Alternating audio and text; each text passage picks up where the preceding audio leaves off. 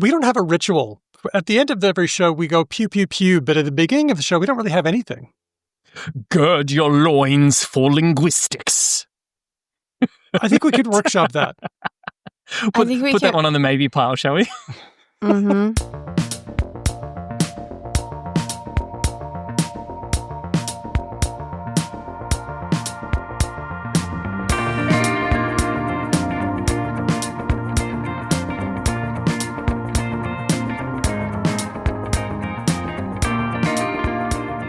Hello and welcome to Because Language, a show about linguistics, the science of language. I'm Daniel Midgley. Let's meet the team. First, it's true stalwart, Hedvig Hurgard. Hi, Hedvig.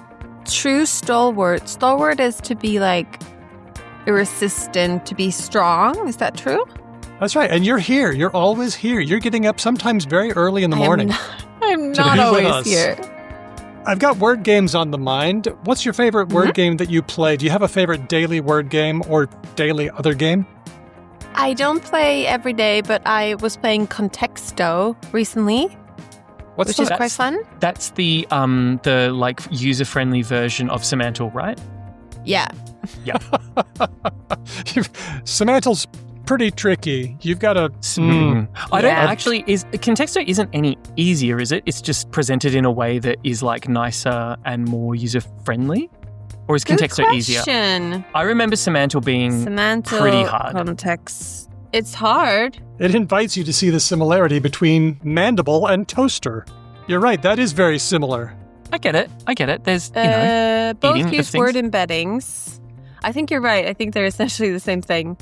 Secondly, it's mostly true, but some parts may have been embellished. Stalwart, Ben Ainsley. Hey, Ben. Same question. You didn't ask a question, I don't believe. We just riffed. Favorite word We game. did a Robin Williams.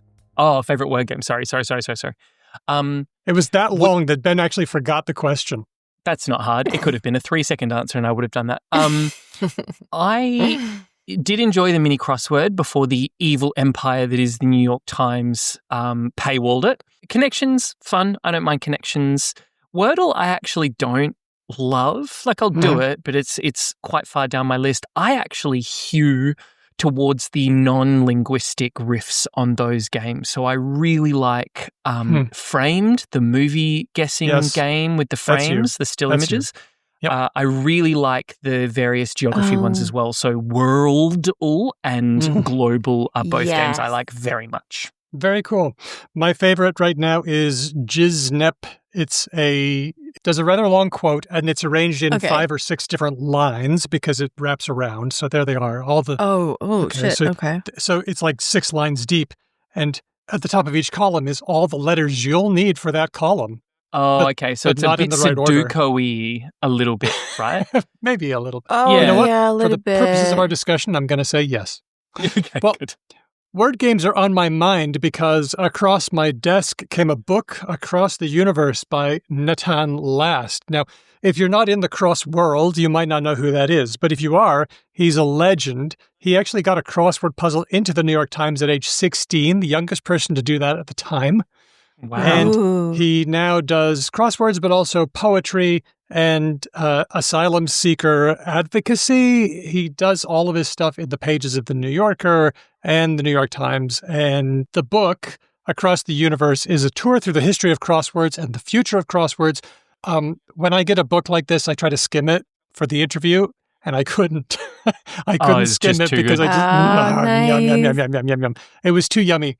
So I'll be talking with Natan Last in the middle part of our show. That is really exciting. Very nice. Yeah, we want to give a big shout out to our patrons. They keep the show going with their words, news, ideas, related or not, but they're also just kind of hanging out and being interesting on our Discord. So we would like you to come and join in. You'll be helping the show, keeping us going. Even if you're $1 a month or $100 a month, we like you just the same, or even be a free patron.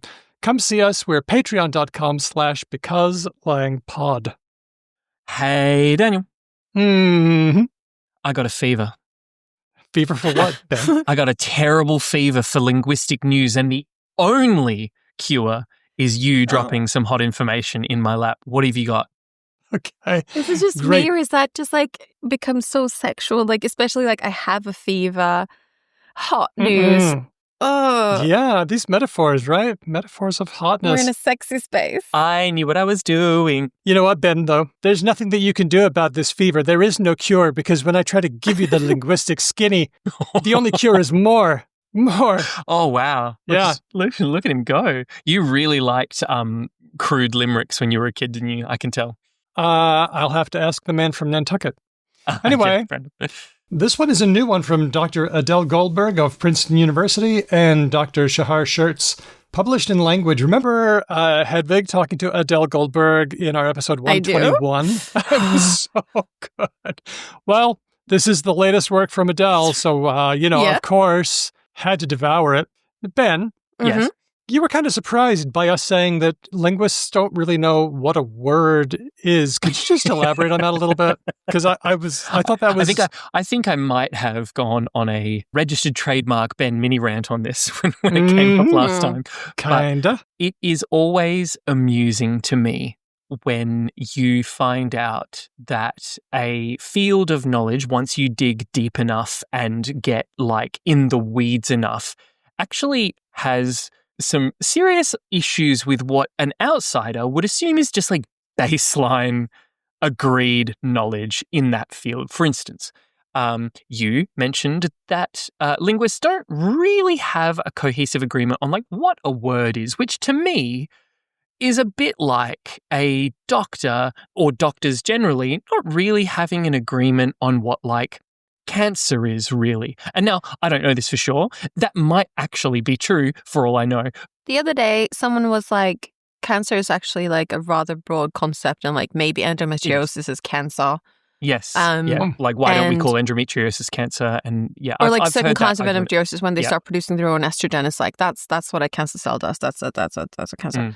Anyway, so I think this happens in a lot of fields. You get a lot of smart people in a room. There's no reason for anyone to be defensive here. It's just as lay people. No. I'm just. I want to turn the tables, Ben. Chill it out, Doctors do it too, Come Ben. on. Shut up. Well, this paper is called The English Phrase as Lemma Construction. When a phrase masquerades as a word, people play along. Phrase as lemma. Now, when this says lemma, just think word. That'll do us for now. So, for example, Ben, when I say that something is a once-in-a-lifetime opportunity, what is once in a lifetime? Is it what part of speech would you say that is? A verb, a noun? Once in a lifetime, I would probably have said is maybe an idiom. Well, yes, it is. Yes, it is. Yes. Would you say that it's doing anything nouny or verby or something else? It is. It's probably nouny, right? Because it is describing. It's what's a describing word? Adjective. It's adjective-y because it's describing the nature of something else, right? Okay. It's doing the describing. Comes before a noun, right? Looks kind of adjective-y, kinda. No, Hedvig? Well, it could also just be another noun, because we have compound nouns in English. You can say like a horse girl horse is not an adjective. A leather jacket. A leather jacket, etc.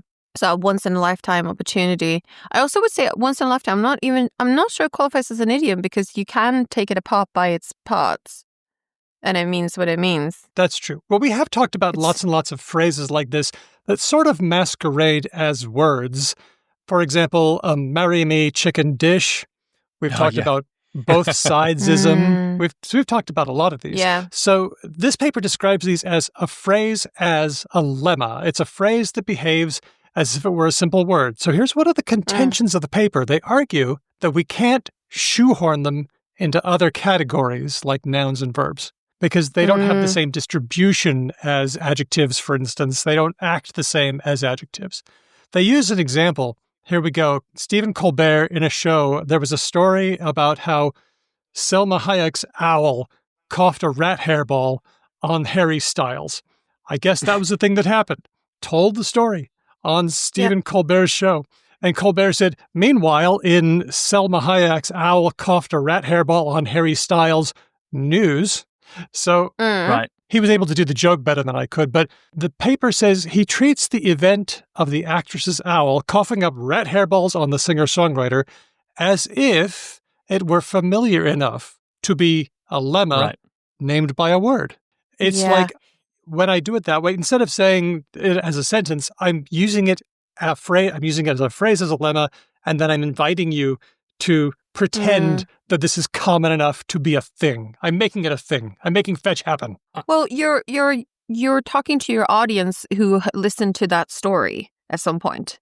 So you know that they heard it. You're not making fetch happen. You know that fetch is already in the waters. I wonder, though, I reckon you could do it the other way around.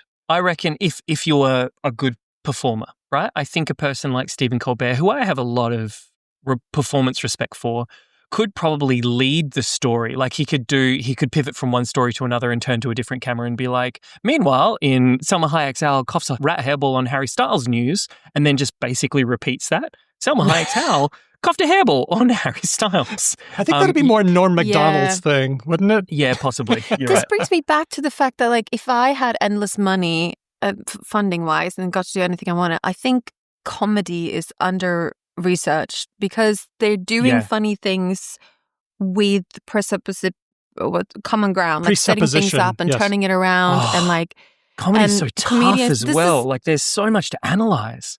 There's so much to analyze. And also, but I mean, we kind of know what they do. I don't know how much you can, like, I would like to write something about something that's new. And I don't know if saying comedians play with words in a funny way is super new, maybe. But it's so cool. I want to know how they do it. And I also think they don't know.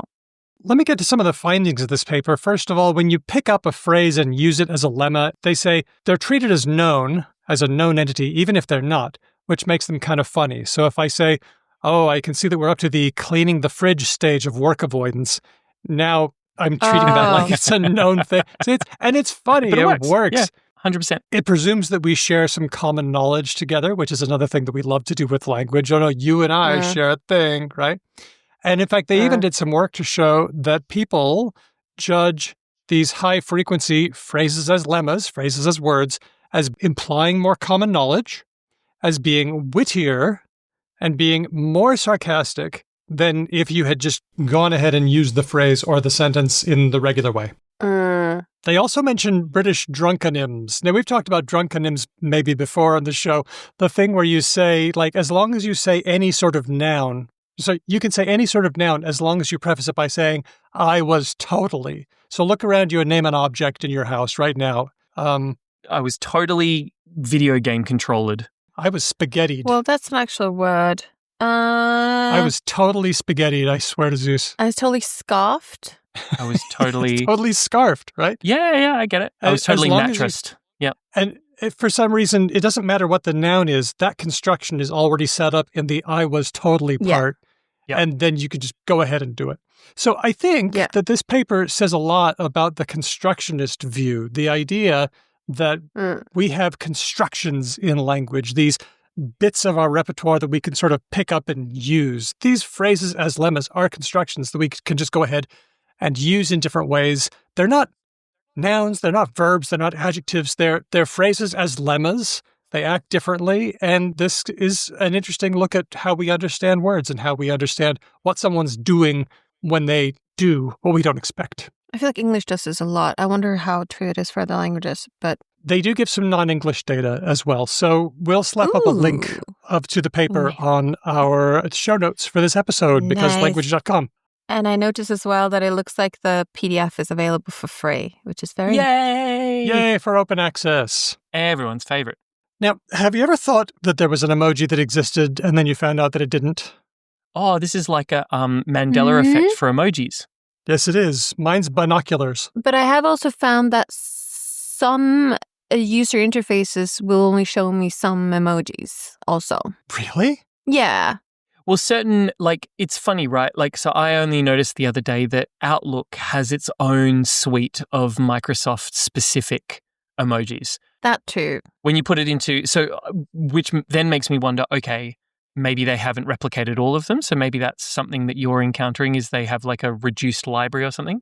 Well, sometimes if you're like on Discord on the phone, for example, and you're typing a message and you click on the Discord symbol for emojis and you look through those emojis, you get a slightly, you both get the like Discord server stuff, but even for the regular emojis, I don't think it's the same as when you go to your keyboard and you click the emoji. Mm-hmm. I've never experienced this because I would describe myself as a, quote, basic bitch when it comes to emojis. I use the 6 or 7 that I think we would describe as like broadly pan universal, right? Like the smiley, the biggest smiley, the flat mouth, and like maybe the kissy with a wink and hearts or something like that. And that's it. Okay. So they all exist as far as I'm aware. They still do, yes. They're very common. Now, has anyone heard of the seahorse emoji? Do you remember back in your mind seeing a seahorse emoji back there? Maybe. There's a lot of animals. There's I find as well, I don't know if you experienced this, Daniel, but here in Australia, for some quite bizarre reason, I see seahorse iconography everywhere. So I'm also aware of the fact that I might just be projecting many seahorses that I have seen around the place into an emoji form. But having said that, I feel like I have seen a seahorse emoji. Okay, well, you haven't because there isn't one not in the standard Unicode set. Biscuits. However, there's a funny story from Josh Milton on metro.co.uk. It's called, "We asked ChatGPT if there's a seahorse emoji. Things got a little weird." So I tried it myself. I went to ChatGPT and I said, "I think I remember a seahorse emoji. Is there one?" Can you see my screen right now? Yes, and it's a seashell. Yep. Yes, seashell. And you're right, there is a seahorse emoji. Fish. No, wait, that's a tropical fish. Here's the actual one. Dragon. Nope, wrong again. Aha, emoji. This one. And check out what's going on. It does like 17 iterations all the way down the page of saying, oh no, okay, I got this. The real one is a string of garbage emoji that aren't relevant. No, wait, okay, I'll stop joking. Yes, there really is one. No. I have never encountered I've never encountered GPT doing interacting this like this. kind of... No. I have encountered it saying, hold on, I got to think for a minute. No, and what I've also, one of the principal I don't like criticisms I've had with most large language models is that it would stop at the front, in my experience. It would say yes, and it would give you a seashell, and it would basically be like, I did a good job. That would be it. Like it's been very comfortable being wrong in all of the things that I've found it be wrong in. What we wanted to do is do all of that thinking, reasoning, whatever thing that is visualizing that it's doing, and then at the end say, I'm sorry, there isn't one. But we don't want to, why want to see this? Yeah, so have we seen an instance of are we seeing behind the curtain here? Is that what's going on? I think we might be, and I think this has interesting implications for how large language models process text. So I think there's a combination of things happening here. First of all, the large language model, and by the way, Claude does the same kind of thing, although it didn't thrash for 17 iterations, it did maybe 3 and then stopped. But it's got access to text where people are convinced that the seahorse emoji exists. People are talking about the seahorse emoji as if it exists because of the Mandela effect. So that primes the large language model to say, this must be a thing. All these people are saying it's a thing. But that can't be the whole story, because I tested it on other Mandela effects, like the Fruit of the Loom logo, which many people are... Can you describe the Fruit of the Loom logo, the underwear brand in the USA? I have no idea what it is. It's a sort of shell from Greek mythology overflowing with fruit. The cornucopia, full of fruit. Cornucopia. That's the Fruit of the Loom logo, except it's not. The Fruit of the Loom logo has never had a cornucopia. It's never had a Horn of Plenty thing with all the stuff coming out. But many people are convinced that it once did, and it never did. But when I ask ChatGPT and Claude about this, they both say, oh no, that's a straightforward Mandela effect. That's not how it was. Interesting. But is that because there's not enough information about the seahorse effect? The seahorse emoji? Maybe because there aren't enough websites that talk about, no, this is not a thing. Because there are a lot of Mandela emoji, the binoculars, the vacuum. Also, I tested it on the Monopoly guy. What's the Monopoly guy look like? You know, the game Monopoly. He's an old guy with a hat and a monocle and a mustache. He's got a hat, he's got a monocle, and a mustache, except one of those 3 things he doesn't have. Yeah, he doesn't have a monocle. He doesn't have a monocle. And if I ask ChatGPT, am I freaking anybody else out here? Okay, fine. Well, I just asked my ChatGPT about the seahorse, and it went on. I had to. It never stopped. Mm-hmm. Mm-hmm. And I'm sorry, but then I asked it something else I know is untrue, and it gave an answer. It stopped. Just gave an answer. That's what happened with the Monopoly guy. It's almost as if there's like you know how Google hard-coded in like, what's the meaning of life 42? Right, Okay. right. It almost feels like someone has... What I'm wondering is if this is in some way related to, like, I've noticed that all of the things that you said, Daniel, are in some way visual. Yeah. Yes. Does it look like this? They are Does visual. it like it, all of them, right? Like if you ask ChatGPT, how do you spell the Berenstain Bears, right? One of the more famous Mandela effects. I imagine it's going to spit out either the correct answer or the wrong answer very, very quickly. Are we encountering an issue with a large language model fundamentally not having any visual acuity whatsoever? So all it can do is approximate based on what it has found in the corpuses of text that it has been trained on. Yep. The fish emoji doesn't look like a fish emoji to a large language model. It looks like a space in the Unicode directory. And also, those emoji are scattered around in discussions, but the emoji being used has sometimes a tenuous connection to the actual words themselves because they are functioning as tone indicators or sometimes gestures. Their meaning is a bit obscure. Yeah. So I think the fact that this is about emoji is contributing to the confusion. It thinks that it can pull something out because people talk about it as if it's real. But then when it tries to do so, it spits out weird random things and it can't see them. It can't see the little pictures. No. Yeah. And the text that it's trained on doesn't give much clue about what it is. So I think this is a fascinating little insight about large language models and emoji. There you go. And I think you're right. It's something specific about emoji, not just other visual cues. Because I just asked it, like, is the Doctor Who telephone box red? And there's lots of people in fan fiction and whatever writing about it and describing it as blue. So it knows that it's blue. Like, it knows to associate those words. So it's something very particular to emoji. Is it blue? That's cool. It's blue. Yeah. It's blue. Okay, phew. And now it's time for Related or Not. Which one have we got this time? Okay. I've got I don't know. What do you want? I don't know. We need some fresh ones. We need to put the call out. We need some sick new. I want to. Here's what I want.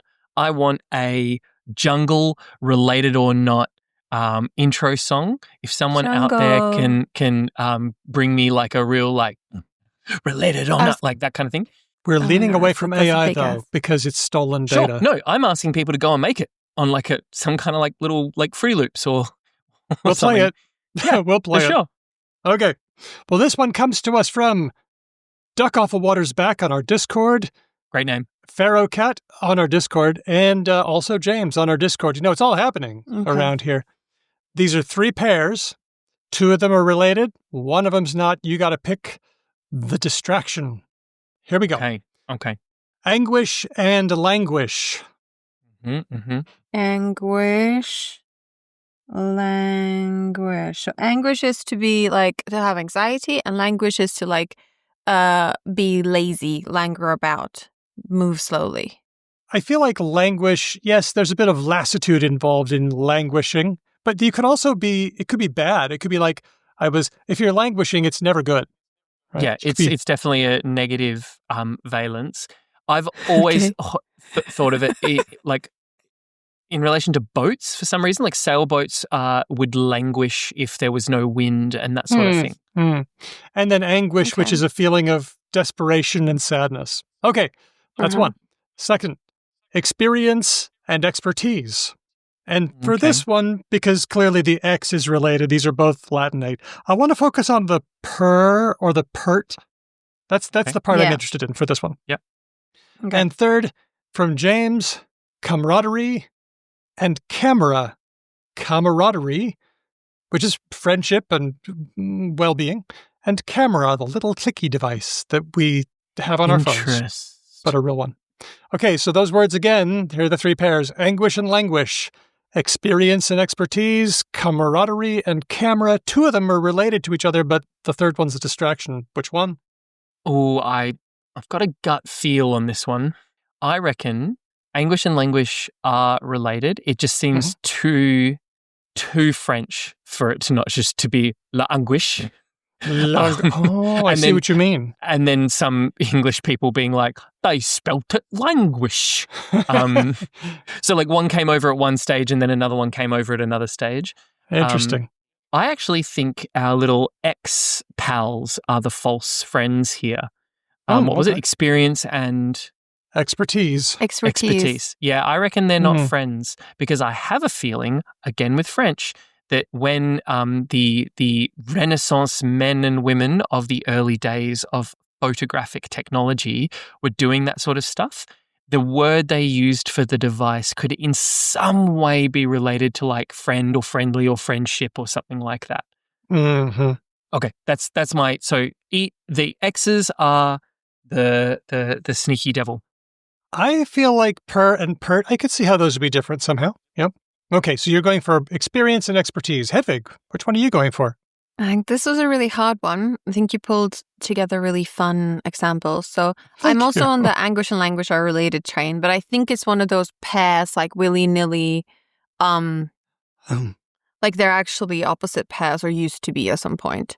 Yeah, okay. And then the thing about expertise and experience is that because you hear the X, but if you look at the perience and pertise, the thing is quite small that's similar actually, and it could be chance. The thing about camaraderie and camera, I mean, so for an English camaraderie, camera, the first vowel is different. So I feel like it's some sort of loan. Is camaraderie, is comrade a loan from Germanic or Slavic? French? I feel like it's a... Raderie, yes, but camera is to do with shutters, right? It's to do with closing. Oh, interesting. I'm not sure. I don't actually know the It's to do etymology. with a room. I thought it was room. Yeah. It's room. It's a little tiny room with a shutter. Yes. It opens. Oh my God, I'm having, you know when you have a thought and you articulate it at the same time as you're having it? You're having that feeling like when you know two different parts of the city and then you find a road that joins them and you're like, yes, I didn't know these two parts go together. Oh my God, yeah. Or when you're in a city and you've been taking the subway all the time, the metro, and then you realize that places are connected above ground. There is an upworld. There's an upworld, yeah.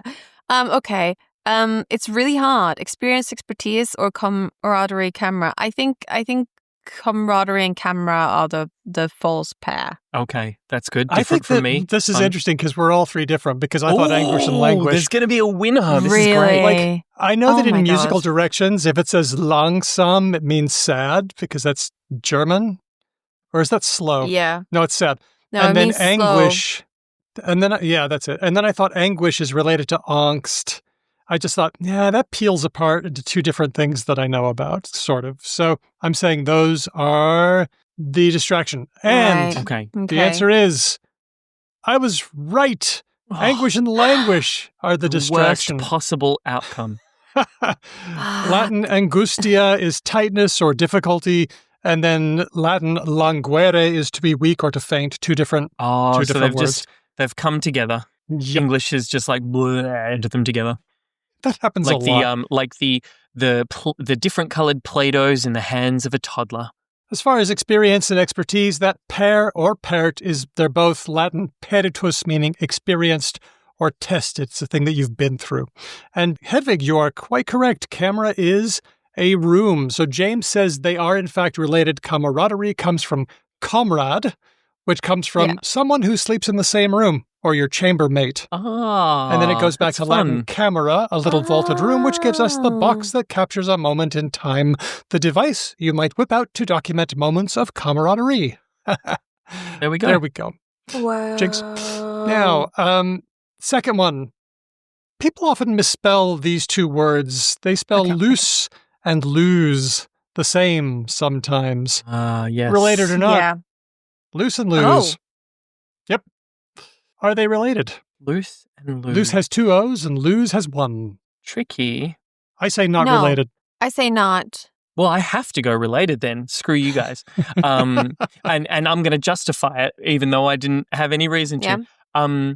I think semantically there's a connection there, right? When you loosen something, you lose the quality that it had before, right? Mm-hmm. So Yep. that's where I'm sitting with that. It's tenuous. If it gets loose, it might get away, and then you lose it. Yeah, basically. Yeah, I said no because I just thought, those two words feel like super old Germanic, and I can see how they would accidentally grow together, but be really different. All right, and?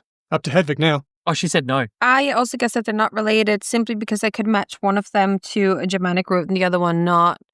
And I thought English is like borrowing something or doing something strange. Okay. So we have 1 vote for yes and 2 votes for no. Answer, no, they come back to totally different words. Old English, losian is where we get lose from, to be lost or to perish. And then loose comes from Old Norse laus, among other places. I just thought it was interesting that they look so similar. I mean, lose has 1 O, loose has 2. But if we look at the forms, if we click on the forms tab in the Oxford English Dictionary, we see the word lose written with 2 O's sometimes in the 1600s, and we actually find loose written with 1 O in the 1500s. But now we pretty much settled on lose and loose, 1 O, 2 O's respectively. What a frustrating time to be alive. But Ben, I'll give you that, like, if this wasn't in the game setting and I wasn't also thinking about game mechanics, I don't know what I would have answered because they are really similar. And I think that if there's anything we've proven with this segment, related or not, over many episodes, it's that like you can work your way to a connection or to a not connection, like with a lot of these pairs. You can justify a crazy amount of bullshit. It is true. true. You can justify a crazy amount of bullshit, and sometimes the semantic string that holds an actual reconstruction together appears very loose, and this is why loose. I didn't. And that's why you lose. That was unintentional. I was just primed, but that is why historical linguists use more than isolated pairs. Right? That's why they don't do this. All right, last one. This one's different. A different challenge that I wrote. I looked at the word upholstery. You know, when you reupholster a couch, it's the way that the leather is arranged on a couch or a chair. Upholstery. Yeah. Which of these words is it related to? Okay. Is it holster, like a gun? You stick a gun in a holster. Luster. Okay. Oh. Okay. Shiny and velvety. Pole, P-O-L-E. Or uphold. Is upholstery related to holster, luster, pole, or uphold? Okay. I won't guess on this one. I think I've got my answer on this, but I want to give Hedvig first right of refusal, because if she picks one, I've got to pick another one. There's no fun if we're both right or both wrong. It might be fun. I mean, why on earth wouldn't it be uphold? That's what oh, damn it. Like, it has to be. I'm sorry. Why does it have to be? What's the relationship? That's exactly where I went. Because upholstery is doing that. It's upholding the fabric to whatever structure you are upholstering.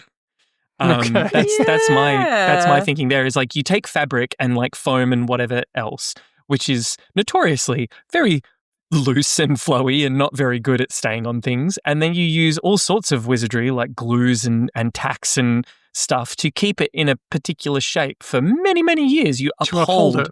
Yeah. That's where that jumps straight out at me. But I can't choose that. So I'm going to go with pole. Okay. That was the most distracty of the distractor answers that I could come up with. But okay. You didn't like holster. That was the second most relevant to me in the list. The only reason I didn't think that it would be that is, I don't know if this is like a D&D thing. Maybe you thought this as well, Hedvig.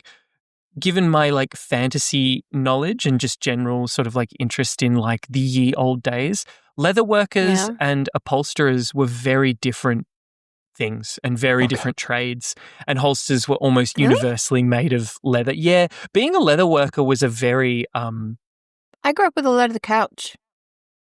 Okay, fair. I think that's much more recent though, and like upholstery is a concept with fabrics. I don't know. Anyway, that's just what I thought. Okay, here's the answer. It is uphold. You are upholding, Yeah. keeping something from Wait. falling Shit, into I got it wrong. disrepair. Sorry, I mean, it's what you wanted to guess. Yeah, He's it's just what you being wanted. contrary. That's right. So the relevant sense of uphold for upholstery, the way that they're related is that if you kept something from falling into disrepair, you kept it up. You were upholding it. You were an upholdster. Right? Stir meaning someone who does a thing. However, if you take a look at Edom Online, Douglas Harper also mentions that it might be a slightly different sense. An upholdster might be not somebody who upholds furniture and keeps it from falling into disrepair, but rather somebody who undertakes or carries on a business. You are upholding some kind of enterprise. Wouldn't that then be a word for every sort of business? It could have been at first, but then it focused on that okay. one. In the same way that undertaker did. You know, it used to be that an undertaker was somebody who undertook a business, but because of taboos about death, we didn't want to say this person is a person who buries people. We would say, well, this person, engages in Does undertakings. So this would be like if we, in 100 years, only use the word entrepreneur for people who bury dead people. Wait, we do this. Hey, wait. Stop. Entrepreneur Yep. is not any business. Isn't it? I'm lost. Entrepreneur is like specifically annoying startup people who are working, who are trying to do something new and disrupt business. Like that's what an entrepreneur She's right, is. you know. Or, I don't think that's it's true. a hardworking immigrant. That's It's one of those two. You know what? I think we are I'm into applying this. some very contemporary, judgments to a word that didn't mean that.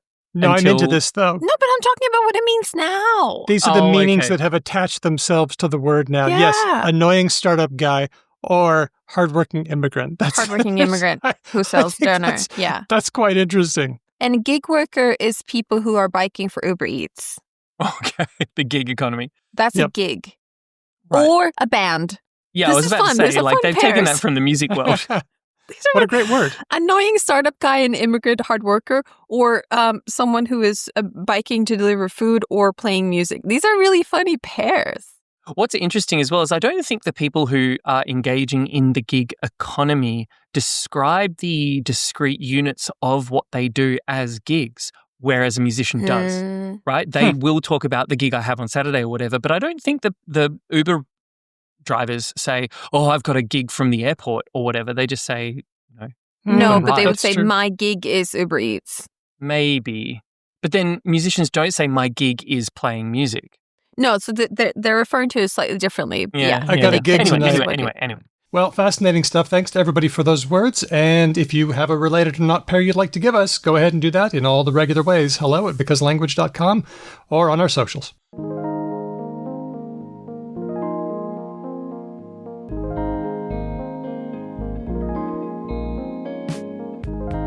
I'm here with Natan Last, who contributes crossword puzzles to The New Yorker and The New York Times, among others. He's formerly director at the Asylum Seeker Advocacy Project. At one time, the youngest person to get a puzzle accepted into The New York Times, which is pretty impressive. And he's the author of Across the Universe, The Past, Present, and Future of the Crossword Puzzle. It's Natan Last. Natan, thank you so much for coming and hanging out with me on the show today. Thanks for having me. It's an absolute pleasure. You have just come back from Crossword Con, which I've never been to. What was the vibe there? What would I have seen if I were there with you? Crossword Con is this awesome group of people that kind of showcase all the different ways crosswords tickle everyone's brain. So there's programmers showing the bespoke tools they've built to make puzzle making easier. I did a reading there of a more emotional section in the book, trying to talk about the ways that crosswords bring people together and even unite us in moments of grief. And there will be people there talking about crossword archive digitization, talking about the indie puzzle scene and the charity puzzle packs. It's just like a really great multi-layered cake cross-section of the puzzle world. It's really wonderful. How do crosswords bring us together in grief? But I have this chapter of the book about a pair of siblings whose mother, unfortunately, this is right at the start of COVID, was diagnosed with cancer. And they came back to New York where she was being treated. And even in the big hospital room that was in a new NYU unit, had a big TV. They plugged in their laptop and they did the Times puzzle every day. And a streak began, and the streak kind of held, or it seemed to hold, the possibility of her illness going away, the possibility of her life continuing. And it was just a way to mark the day, to collaborate, and for the mother who unfortunately passed, to see her children doing something together and to help. It's important to play together, isn't it? And this is one way for people to play. Yeah, exactly. It's traditionally an isolated pursuit, but now puzzles have become, just like sharing our Wordle grids, a very social thing. That's a really good point. And the sociality of it, I mean, the digitization of crosswords makes it possible or easier to share. That's for sure. Because of something I read in your book, Across the Universe, I decided to try out a puzzle that you referenced. It was one by Matt Ginsberg. The title of it is Just Follow Directions, and it's from the 3rd of February, 2008. We'll have a link to it on the show notes for this episode. And I haven't experienced anything like that for quite a while. I have a habit of doing the mini in the New York Times with my young daughters, and they're just getting used to crosswords, and they're getting a vocabulary. It's a way for us to build vocabulary and a way for us to sort of work together to solve a problem, which is really cool. And it's cool that crosswords can do that. But this puzzle was just bananas. It's got words flying around everywhere. It's got ambiguous clues. It's got clever clues. The one that I think I noticed was punch. And I love clues like that because you don't know if you're talking about punching someone or punching a ticket, like punching a hole in something, or whether you're talking about punch that you drink. And it's 4 letters, 4 letters long. And I've got to sort through all that ambiguity. So writing an ambiguous clue, I think, is part of the fun. But what else is fun about writing clues for you? Yeah, clues are this wonderful free associative game. I mean, the novelist Georges Perec, who is a big language head and, of course, famously wrote a novel without the letter E in it, also wrote a weekly crossword for Le Point and called the filling of the grid this like letter-based arithmetic. It was like this tedious, maniacal task where all that matters is that words are this or that length. But filling a grid was a stroll in the 1,001 associations a word can evoke. And writing a good crossword clue is like that. At first, just letting your mind go to where it wants to go when it comes to what's evoked by a given word. But writing a really good clue, so there's the cultural reference point. There's what does this make me think of? And that first instinct is often the truest clue you'll write. But there's also clever clues, and that is honestly, if you've ever played the game Codenames, where you're looking at a word and you just are thinking of all of these kind of abstract nouns and verbs that are associated with that word. So I was recently helping a friend write a clue for the word makeout session, right? That phrase. Makeout session. Okay, cool. And we wanted a clever question mark clue. And sometimes a question mark. Hang on, for people not familiar with the syntax, that means it's a jokey answer. Is that right? Yeah, there's a pun involved. There's wordplay involved. And in this case, like many previous crosswords, I wanted to pun on the fact that making out is sometimes referred to as necking, right? And so I just thought of as many 2-word phrases as I could that had the word neck in them, and eventually came up with neck stretch, which sounds like something your physical therapist recommends, but it's also a stretch of necking. Stretch of time. Exactly. And that kind of free associative hopping is, I think, what makes for really good, clever clues. The question mark, as you're saying, is often a way of hand-holding the solver just a little bit and saying there's stretchy wordplay involved herein. Be careful. But also, you can, just like you're saying, use the bare syntax of crossword clues to hide proper nouns. So a clue might be something like law with many parts, which sounds like it's about some kind of ancient code of legal authority. But in fact, the answer is Jude, because Jude Law is an actor whose last name would be capitalized at the beginning of a clue in actors have parts. Okay. Yeah, it's that kind of groaners that really make us crossworders tick. Wow. Okay. And the word neck, I don't know if anybody refers to kissing or making out as necking anymore. It's an old Yeah. reference. And that was kind of an area I wanted to go to since we're talking about cluing. There are words that it's maybe time to retire. Like Nick and Nora's dog, Asta, which who knows that anymore? That's 100-year-old reference. You think maybe we better move on from that one. Are there any that you feel like it's time to retire, or was there a clanger that you recently saw that made you go, "Oh, that one has passed"? Yeah, I mean, there's a lot here. I think some of the like Hawaiian words for lava, Hmm. occasionally, or some of the place names are places that I hadn't heard of. I kind of think many things are true here at once. One is there's been a happy arms race to make crossword grids even cleaner, so even more devoid of this fusty crosswordese, as you're referring to it. Hmm. Hmm. And that's definitely the term of art.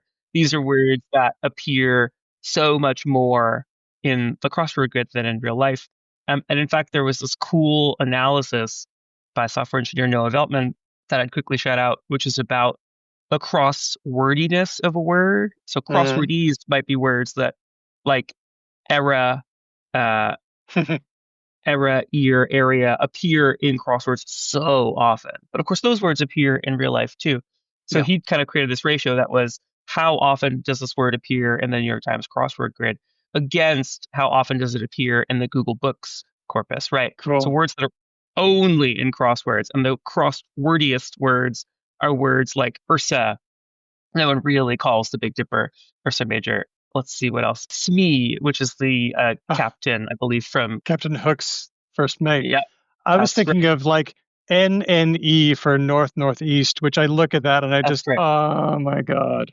That's right. And you're pointing to a really good thing, which is not only is it frustrating as a solver to put that in, but the frustration begins when you see yet another clue that's two cities that happen to be north northeast from each other in a pathway you'd never take as a traveler. And so it just feels so contrived. I would say those I definitely agree. I'd like to retire. I think that there was this great project I talk about in my book called the Oreo Cluing Project, which recognized that Oreo, of course, is in every single crossword, and we can talk about, the phonotactic reasons for that. There's good reason that Oreo is in every crossword grid. It's helpful, but also it's so hard to find a good and new and fresh Oreo clue. And so, almost as a joke, this comedian and crossword writer Ada Nicole enlisted some, 50 constructors to write dozens and dozens of new and, in many cases, cheeky clues for the word Oreo. Okay. So things like, edible tell in the movie Rounders because someone's playing poker, and when they reach for an Oreo, they have a good hand. Uh, Oh, nice. or apparently Ross and Rachel split an Oreo on the very first episode, the pilot of Friends. And so that's a way of trying, and who knows if successful, to breathe new life into some of these words that just because of their letter combinations are gonna keep coming up. Hmm. Well, now let me ask a question from our listener, James, because I put this out to our listeners. James has kind of a similar bent here. James says, how do you handle curating your lexicon of available words? Is it exciting when a new brand or new celebrity makes it possible to use a previously too obscure word as an answer? How do you balance the need to expand or diversify the kind of clues and answers that can appear in puzzles with a need to be familiar enough for enough people to solve a puzzle? I imagine you're just making guesses about, okay, what's my audience know? How far can I push this? What's their limit? How do I go a little bit beyond it so that it's not bleedingly obvious when you first see the Hmm. clue? Maybe I want it so that it's not obvious when you first see it, but once you get a couple of letters, then you go, "Oh, that's the sweet spot. That's what I'm looking for." That's exactly it. How do you manage your inventory? Yeah, that's exactly it. So there's a couple of ways to do it.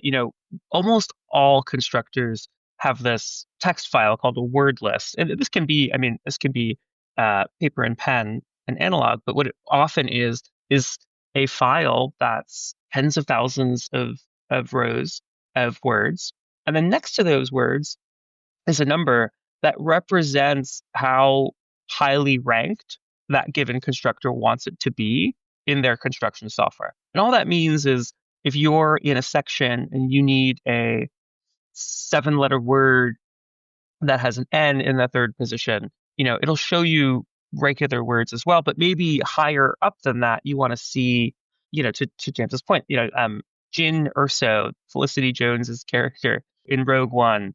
I remember when that movie came out, everyone was like, crossword constructors are going ham. This is JYN as a first name, Okay. ERSO. And so that's just going to bail you out of a corner.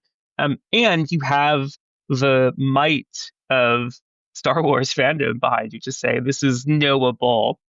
It's not inferable necessarily as a name, but so many people saw that movie, so many people know this now franchise character, that's helpful for us constructors next time we're faced with blank RS blank, let's say, or a 7-letter word that has an N in the third slot. Okay. And so, yeah, we're always balancing that. You alluded to the crossings, right? So one rule of thumb that I have is if I think a name is crossword worthy, I'm going to put it in. And the best thing I could do is make the crossings as easy as possible. So the down answers, let's say, that touch the across answer that I'm introducing, I can make those words standard vocabulary, and I can make the clues for those words as gentle as possible. And I'd rather do that than ease a solver in. I want to clue the new name I'm introducing the way that I want. If it's something that's important to me, I kind of don't want to soft pedal in any way, but I can help in the acrosses or in the crossings. I can help the solver see that the first letter is going to be a T. And if most words begin with consonants, maybe there's a vowel or a blend afterwards. Get them thinking about the logic of the grid as opposed to shaming them for something they don't know. And the second thing I would do is, if I believe in the name and I think it's a really interesting thing, ideally, even in the case in which the solver maybe didn't know the answer, maybe even didn't finish the puzzle, hopefully I've excited them into learning something that they didn't know, as opposed to kind of tut-tutted that they had a gap in their knowledge. Yeah. Okay. Aria Flame has asked, how iterative a process is this? Are themed ones more fun? They're kind of all themed now, aren't they? Well, most of them are themed. There's kind of two big puzzle types. Themed puzzles, yeah, they have a connection. Most puzzles are themed. So in the Times, for instance, Monday through Thursday are themed. Sunday is themed, just bigger. Friday and Saturday are themeless. And so those are just kind of mixtapes. They're just collections of interesting words. They're harder. The clues can be trickier. The culture can be more ranging. It's a very, very iterative process. And all three parts of that process are really, really, really disparate in terms of what they draw on. So making a theme is like creating a scavenger hunt, and coming up with the good answers in the puzzle that you mentioned. What's the right illustration of that theme? How many theme answers do I want? And getting that theme idea together, getting the list of answers chiseled down into a cool set, that's extremely iterative. And then placing the black squares and making the words fit is also extremely iterative. If making a theme feels like creating a scavenger hunt, and many crossword constructors who favor that part of the process will say that they are creators. Whereas people who are really, really, really grid freaks, they love the mathematics of the letter combos. They love making a grid with interesting words. In my experience, they tend to use the word constructor because it feels like building. And like much building, it's extremely iterative. You'll replace black squares. You'll take out words because the two crossings have led to an obscurity in the southeast corner of the grid. And then, of course, writing clues is writing. It feels like, making jokes. It feels like making cultural references. It feels like sometimes a little narrative when two clues refer back to each other, or a clue 6 answers down has a callback to a clue 6 answers up. So it's extremely iterative, and I would say the first two in particular, nailing down that theme and getting the grid just right, take a long time. I've written here in my notes, it seems like filling a grid with words is half the battle, but writing a good clue is the other 150%. Is that true? Do you think I got that about right? Did I get the proportions? Yeah, I think that sounds right to me. I think in the book I make some joke that like writing clues is, half trivia night, two-thirds dad joke, right? Where it's like, that they all take really different parts of the brain. I think that filling a grid is interesting because it's become the part that's most amenable to computer assistance. And so in the old days, you'd have people tearing their hair out, scribbling on graph paper, and just getting frustrated. You used to have these door-stopping books called crossword puzzle dictionaries. Yeah. And rather than words, they had, the headings would be, okay, in this section, we're doing blank, blank, blank, and blank, B, blank. And then the next session, we're doing blank, blank, and blank, blank, B, blank. And it was just a list of words that fit that letter pattern. This was just begging for computers. This part was, right? Is like, I have a 6-letter word that ends in X. You and I will come up with some good ones, but I'd like to see the full list, right? And so, yeah, I would say filling the grid has maybe reduced to 40% of the battle, and writing the clues is now I think a bigger part of it. I also think you can kind of see a constructor's style and voice in the clues, and so a lot of the efforts to write interesting clues, to introduce new cultural references, to change the syntax of standard newspaper crossword clue writing. A lot of that has happened in clue writing. What you're saying now is kind of reminding me of a thread that I want to go to, and that is, whose knowledge is being represented. There's been a real effort, as you mentioned in the book, of trying to represent a kind of knowledge that isn't just white mainstream culture, but that touches on different ages and different ethnic groups and different cultural traditions. That sounds like that's a really important part of the consideration when you're choosing words and writing clues. Would that be right? That's a huge part of it. Yeah, absolutely. And that's everything from excluding parts of language and culture that maybe just are just obviously seen as pejorative or derogatory in some way. So some of that's a low bar, not having slurs. But, everything all the way up to, Idi Amin used to be a very common crossword answer because IDI and AMIN. And whether or not you want a kind of genocidal dictator in your puzzle is, of course, something we're freshly thinking about. But even, I tell the story in the book about having a puzzle with Anwar in it, ANWAR, and we had clued it when we submitted it. This was a collaboration. Like it's been clued every single time before as blank Sadat. Sadat. It's the Egyptian president. The Times had changed the clue to blank al-Awlaki, terrorist killed in a U.S. drone strike. And not only is that just a little dark for my... Holy crap, crossword puzzle. Yeah. Saturday morning, I didn't know I was opening the paper to hear about that. In fact, I was opening the international news section to hear about that, and then the puzzle section, perhaps explicitly to avoid that. But also the way the clue was framed, this was a U.S. citizen. I'm not defending him in any way, but this was a U.S. citizen, so it's weird to call the drone strike American, but not the person. Whether or not he was a terrorist was something the ACLU was debating in the courts, right? So, wherever you fall on what was just a hot button issue that one didn't expect to be litigated in the arts section of the New York Times, it was a sort of extreme case that brought to bear just how political the puzzle kind of always is. It's always telling you the definitive way a thing is known. I kind of just wanted to do a puzzle here, folks. I just wanted to do a puzzle, and I wanted a little bit, if I could psychologize for a sec, to submit gently to the authority of whatever the puzzle knows and however the puzzle frames a thing. And I do think we come to the puzzle to, learn about what we need to know. The constructor Laura Bronstein has a good line.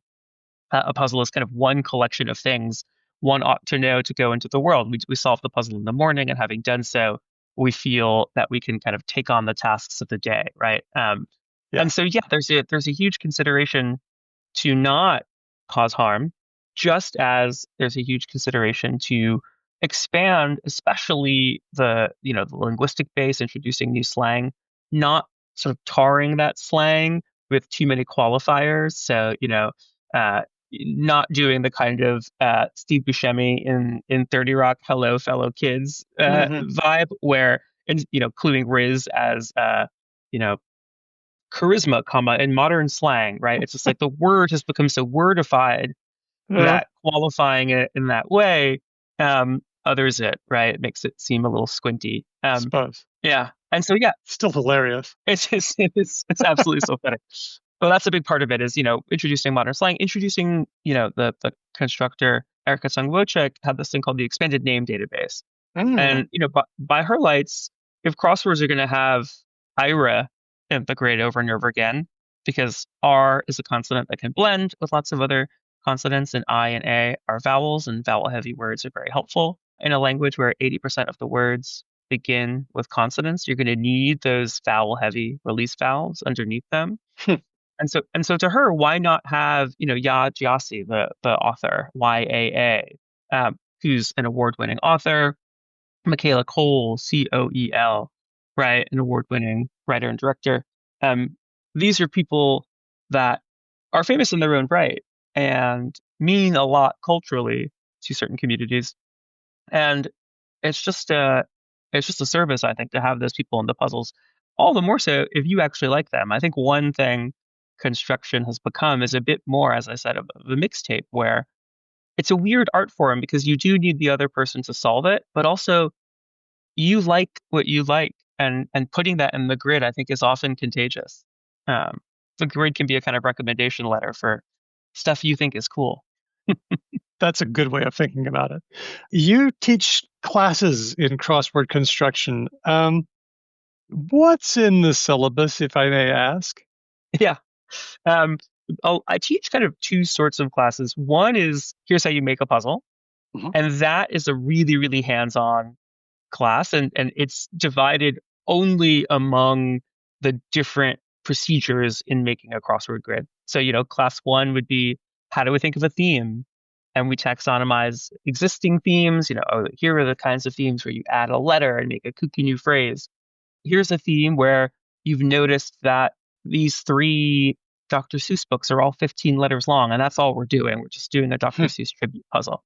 Okay. And then we brainstorm a theme set together. Part 2 is I sometimes separate placing the black squares and filling the words, because putting the black squares in is such an important and kind of unsung aspect of building a grid. I literally had not considered. I kind of thought that came for you. I thought that was already done for you, and it's not. Yeah. You have to place every single black square, and you have to place them, wisely if you can. Yeah, and everything from, okay, not a lot of words end in I, so let's not put a black square underneath an I, all the way up to, most words begin with consonants, so let's place black squares to the left and above consonants, stuff like that. So consonants can start words going across and start words going down. And then we'll have a whole class on filling the grid.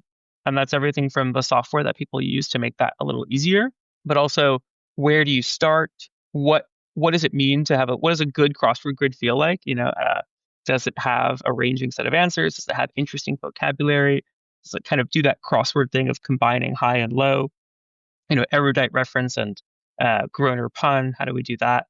Yeah. And then we'll spend a whole class on writing clues. And again, that too is, about being sneaky sometimes and hiding words using the linguistic pyrotechnics afforded us by clue syntax. And what do we want to reference? So when I teach this class with older folks as the students, it's often just a fun game of what is something that they know that I don't know? What is a reference that I have that they're interested in? They've turned me on to a lot of 1950s movies that I otherwise would maybe not have encountered. And I forced them all to watch the music video for Cisco's The Thong Song, because we had that in a grid. Yep. And that's intergenerational, transmission. I've got an idea.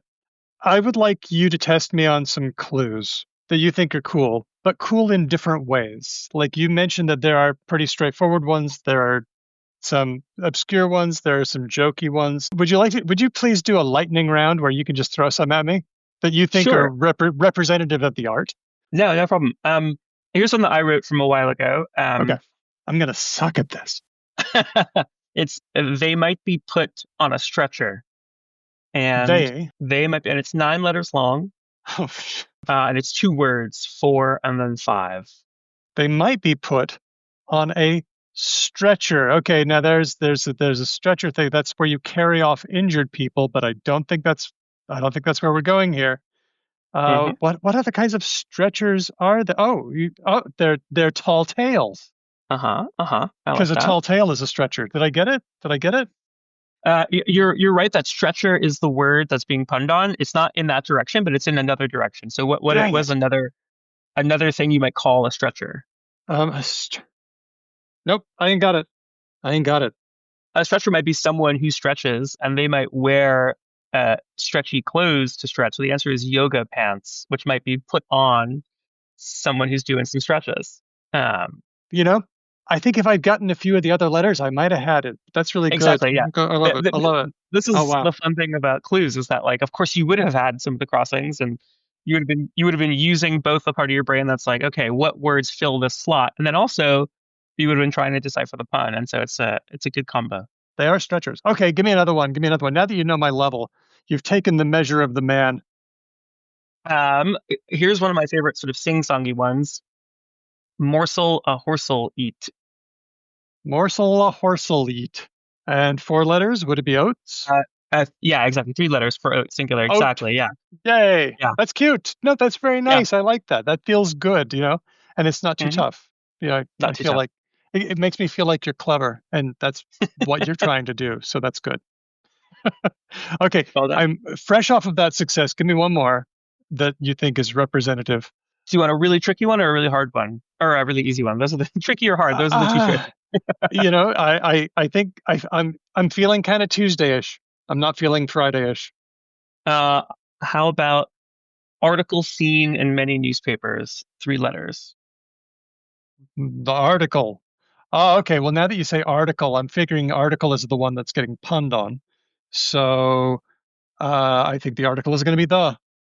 Well done. There it is. Thank you.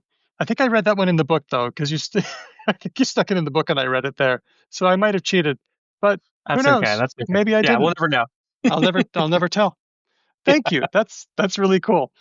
Can I go back to the theme of computers? Because you'd think that computers have kind of solved everything but the clue writing. I mean, it would help Mhm. you with placement and working out a nasty corner of the grid.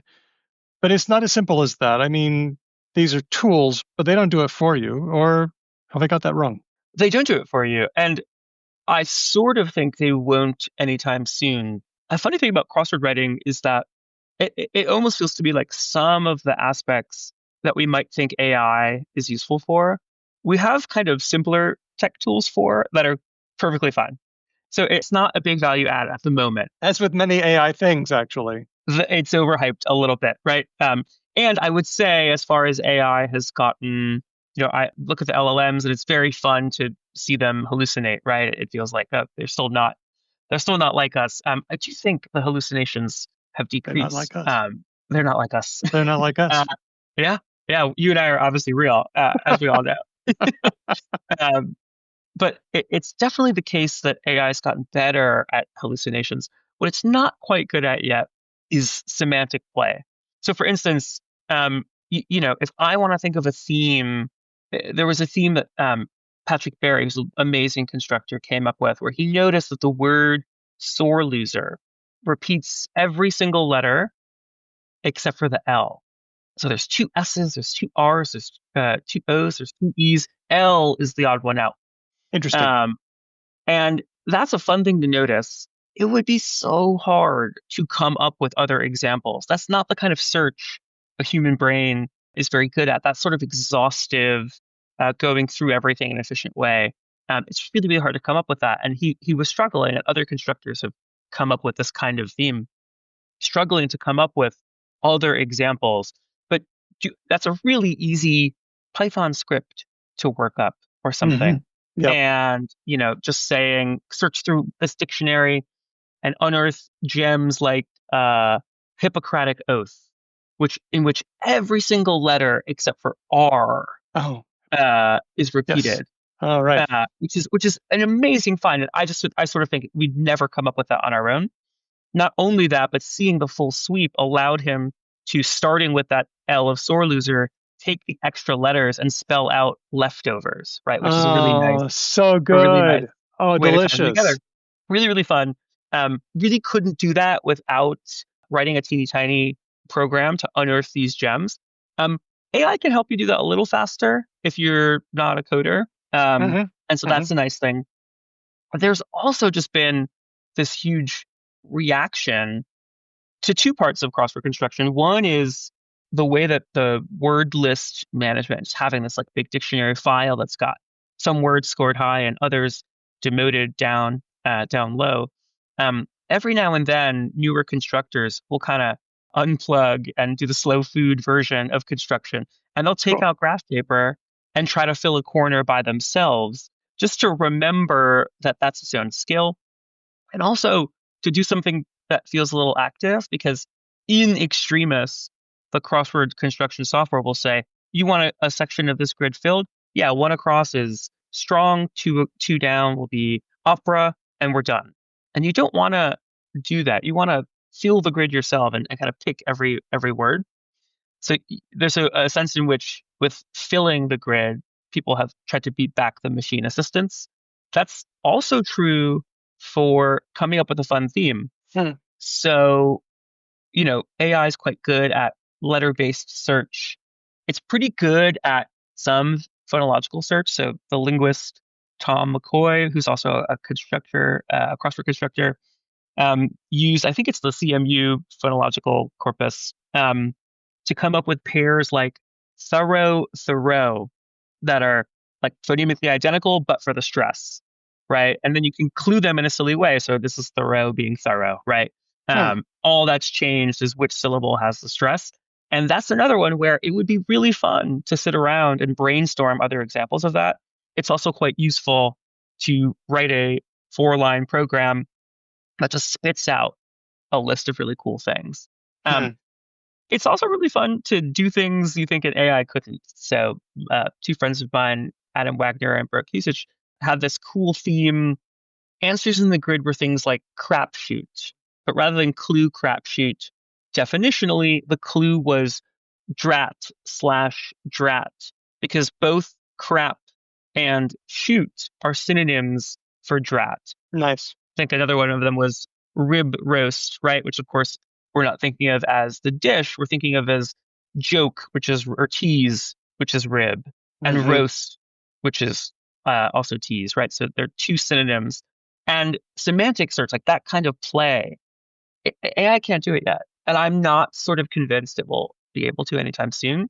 Hmm. That is a theme by two extremely computationally minded people. They're both mathy, they both know how to program. What they wanted to do was just text each other, what are some synonyms we can come up with, back and forth, until they came up with this idea. So there are lots of frontiers where AI is not quite good at. You mentioned clues. I don't actually know of people who use it for clues yet. Mhm. Clue writing is one of my favorite parts, and so I'm a writer as well. Outside of crosswords, I write words that only go across, and so I really, really, really enjoy that process. And that's the kind of thing where, I mean, frankly, the same way I enjoy reading a long book, I wouldn't want to outsource the process, even if the outcome was good. Yeah. And I won't. You're just hitting on so many of these areas that linguists really love, like ambiguity and wordplay. The way that we don't use language as just simply a way of requesting information or giving information. We use it as a way of showing status or as a way of building community. And crosswords do this and language does this, and I'm here for all of it. On that note, then, let me get into the social aspect. I got to ask you about Wordle. When Wordle became a thing, what reactions did you notice from the cross world?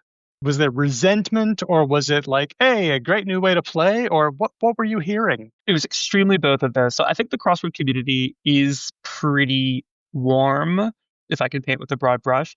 But it's absolutely the case that you'll have naysayers who are like, Wordle's too easy. And frankly, right now, Wordle might be a little too easy after a couple years of guessing 5-letter words.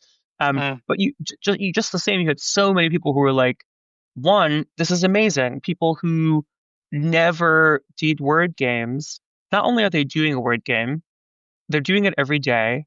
and they're texting their grids to everyone. I mean, a lot has been written about how the main innovation in Wordle, right? This is an old game. The main innovation is that narrative of green and gray and yellow that you text to your aunt, who you otherwise don't say much to. I'm always trying to beat my mom every single morning. We're trading them. It's extremely, it brings people closer in that way. It's a friendly bit of competition. It's ritualized to do it every single day. And in that sense, I think the crossword world was delighted. And in fact, I think happily, it hasn't just been Wordle. There's now, the Times has expanded its games, and all of these newspapers are seeing, sometimes with that capitalist glint in their eye, of course, that word games can be not just fun, but, habituating and engrossing and bring people to a site they may otherwise not have been to, keep them there, get them to read a thing. So it's a really funny double-edged sword, because I'm personally thrilled that more people are doing word games than ever before. Of course, COVID had a big part to play there. We were all stuck at home. I think especially the crossword gave us a way to complete a task that kind of demanded intellectual labor every single day and give us that sensation of forward progress when we were literally stuck at home. And I think that Wordle and all these other games are, introducing a just wider swath of word lovers to the pleasures and the social aspects of word games. That's something that I get from the book, is that in the 1920s was this thing that nobody thought was going to be big. Everyone poo-pooed it, and yet it became massive. And it's only become bigger in the years since, in the decades, in the past century. And now technology has a way of spreading crosswords even more than before. There's even more available.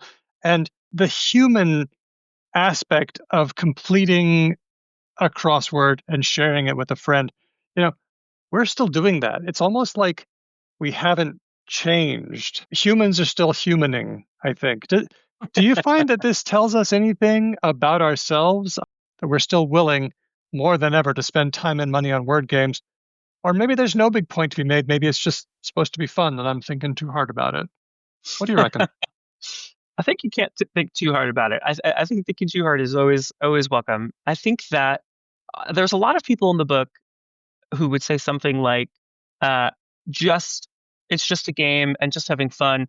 And that's a politics in itself, right? The idea that, especially in COVID, it wasn't just that we were alone. It was that we were, sacrificing ourselves at the altar of productivity, and for the first time realizing that our jobs were jobs, and maybe didn't love us back as much. And so to do something fun and share it with people kind of felt like it was less diverting, taking us away from something, and more just, part of our beings as social creatures, kind of like you're saying. Humans are going to human, and that's a lot of the time going to be seeking pleasure and seeking community. And word games have shown us that can be more of a part of our life than maybe we had previously thought. I think that it's not really a coincidence that the big, big, big moments of crossword upsurges occur during crisis. So the puzzle is invented after World War I. America has just come back from its kind of coming of age abroad from fighting, and because of the industrialization of the war, you get this, for the first time, firm separation between work and leisure. Leisure as a concept is a post-World War I concept. And so a lot of America at the time is doing kooky competitive stuff. They're seeing who could sit on top of a flagpole for longest. They're seeing who can twirl a hula hoop for longest. They're seeing, the beauty pageants are invented at this time. America is playing kind of for the first time, but also it's playing in this rough-edged, competitive, and yet goofy way, right? It's kind of doing war, but at home. It's playing at it. And the New York Times in this whole era is kind of thumbing its nose at crosswords. Comics and puzzles are unserious, it says. It thinks America's literally gone mad. It's got a big piece in 1925 called A Familiar Form of Madness. It's like, last year we were doing mahjong. This year the kids are doing crosswords. What's next? And it takes World War II for the Times to give in. So it's Margaret Farrar, after Pearl Harbor, who writes to the Times and says, I think we're going to need a distraction. There's blackout hours. It's a again unprecedented moment for that generation. And the Times finally in 42 adopts a crossword, right? And again, it isn't a coincidence, I think, that during COVID, this very natural human need to play and connect to others is so underscored when all of that connection is made so difficult because we're at home, because we're a little unmoored in time and place. I really enjoyed reading about the personalities involved. There were some familiar names. Will Shortz, of course, who I was aware of because as a teen, I was an avid reader of Games magazine in the early 80s. So I recognized him. I recognized some other names. Did you get a sense that you were really chronicling history? Yeah, definitely. I mean, I think the crossword, it's really nice to write about something that's got a tight century, right? It's Hmm. just the last 100 years. And so I really did, I would just say from a personal point of view, thrill to the history sections more than I think I thought I was going to. Hmm. Um, Part of that is just the trickiness of the like autoethnography of I'm writing about my friends. I was Will Shortz's intern Hmm. when I was a kid, and I have submitted puzzles to the Times ever since. I write about constructors who are also close friends, and that's tricky. That I think took a long time to figure out how to be honest, be sort of researchy without being, without overstepping. But the history I really did love. And it just felt like crosswords in this Forrest Gump way were around at these really important moments of history that I didn't know about. Simon and Schuster's first book was a crossword puzzle book. That year, 3 of the top 10 bestsellers were their puzzle books. Random House kind of owes its existence to crosswords because when Schuster left Bonai and Liveright, this old publishing house, to start Simon and Schuster, his replacement was Bennett Cerf, an old high school and college friend. Margaret Farrar took her royalties from the first ever crossword puzzle book, that book in 1924 by Simon and Schuster, and had it invested in U.S. Steel and Standard Oil. And so, thanks to the behemoths of the day, she was able to reinvest her dividends in her husband's publishing house. And eventually, Farrar Straus Giroux, a big publisher in New York, would have crossword puzzle books to thank for its existence. So I really, really did love the history. It taught me so much. It taught me about how newspapers were made, that like a mobile game could exist because of new printing technology. And it's almost always a story of a new technological affordance creating a form, right? And so being able to ink the grid on the newspaper is why we have crosswords. And yeah, I really, really enjoyed the history, I think most of all. And the future? Are we there? Is it AI, computer tools helping humans? We're never going to lose the human, I don't think.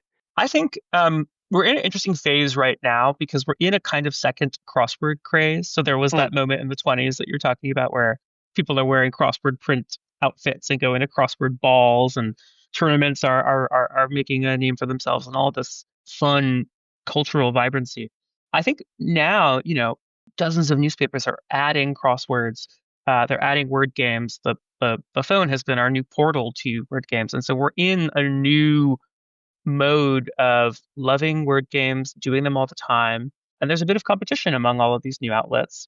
And I think that people who come up with games that are really, really, really kind of handmade and curated still have an edge. It's pretty easy to computer generate a Sudoku. It's pretty hard to computer generate a really good, let's say, connections, as the Times has. Hmm. And so I do think we're in an age where, at least I guess I'm hopeful that the future will continue to be really good games made by people. I can happily report I don't think AI is quite coming for our jobs just yet, but that could change. Things change by the month in this era. So But it is very interesting to see new games being invented. It's good to see those innovations. Like we're on our Discord channel, we're big fans of lots of different games. We're big Rattle fans. We're big Jiznip yeah, fans. But I feel like the crossword is going to be the sort of the anchor store, the one holding it together. Feels that way.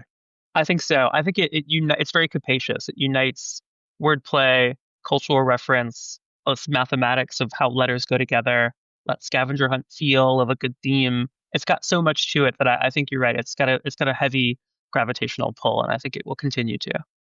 The book is Across the Universe, the Past, Present, and Future of the Crossword Puzzle. It's available from Pantheon Books, and I'm talking to the author, Natan Last. Natan, how can people get a hold of you or find out what you're doing? Yeah, my website is natanlast.com, and you can find me on social media at Natan Last. Well, thanks for hanging out. This has been a really good chat. Yeah, thank you so much. It's been an absolute pleasure.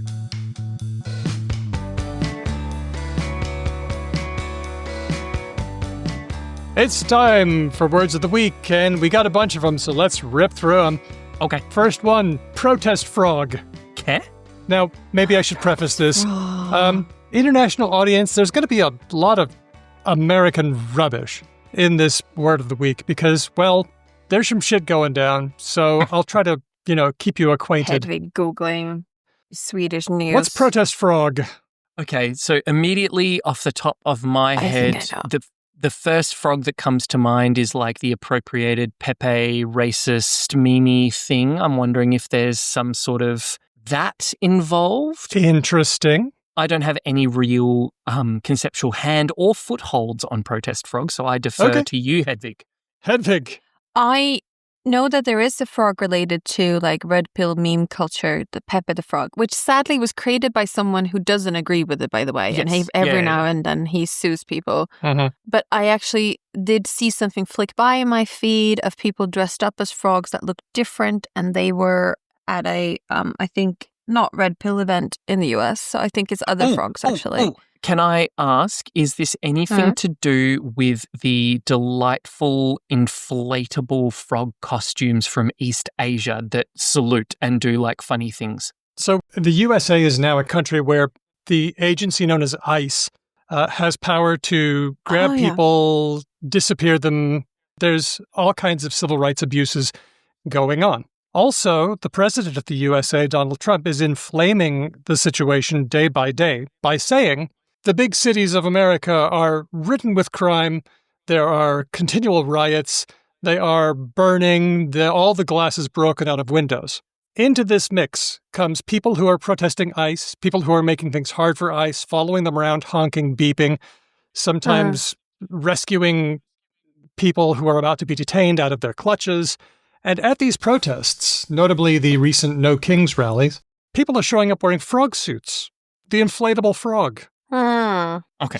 Now, I first became aware of protest frog because someone was wearing an inflatable frog suit to an ICE protest in, I think it was Chicago, but it could be Portland. And some ICE guy, I won't say officer because who knows, they're masked up, they don't say who they are. This guy directed pepper spray into the ventilation hole in that person's frog suit. So now that person was basically encased in a bag full of gas. They later said that they were okay. But at subsequent protests, night after night, the frog costumes kept coming. There were 3 people in inflatable frog suits with a sign that said, "Frogs Together Strong." In Portland, there's now, you can see video, and we'll put some up on on the show notes. There's a squirrel, there's a panda, chicken, peacock, axolotl, shark, Teletubby, T-Rex, giraffe. And this does a wonderful thing. The absurdism of seeing all these inflatable costumes means that you see President Trump saying these cities are hellholes, and then it goes to the actual protest, and it's just people being silly and absurd and great and having a good time and dancing around. So it undercuts that narrative.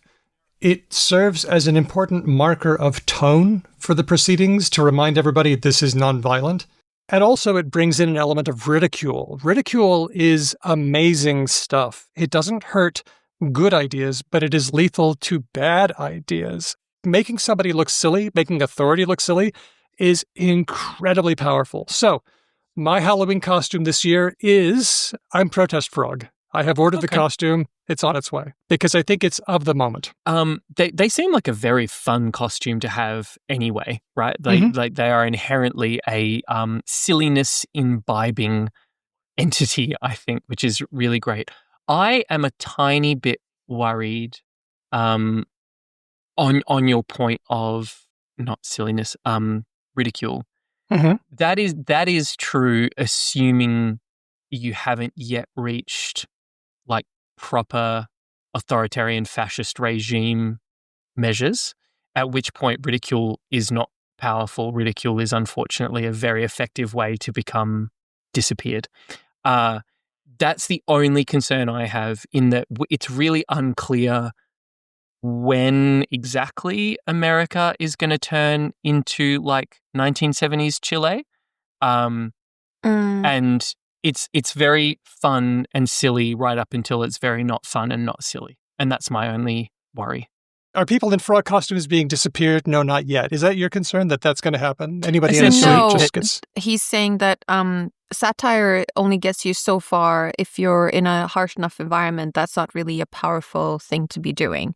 That's just like a fun thing for you to be doing. Having said that, Daniel, I fully agree with the sentiment, right? Like that we should deride and ridicule these unbelievably childish and infantile measures and systems and places. And I agree. The vibe is immaculate. I'm not on the front line. I knowing what I know about how America is right now, I would be potentially quite wary of being on the front line now that people are being disappeared.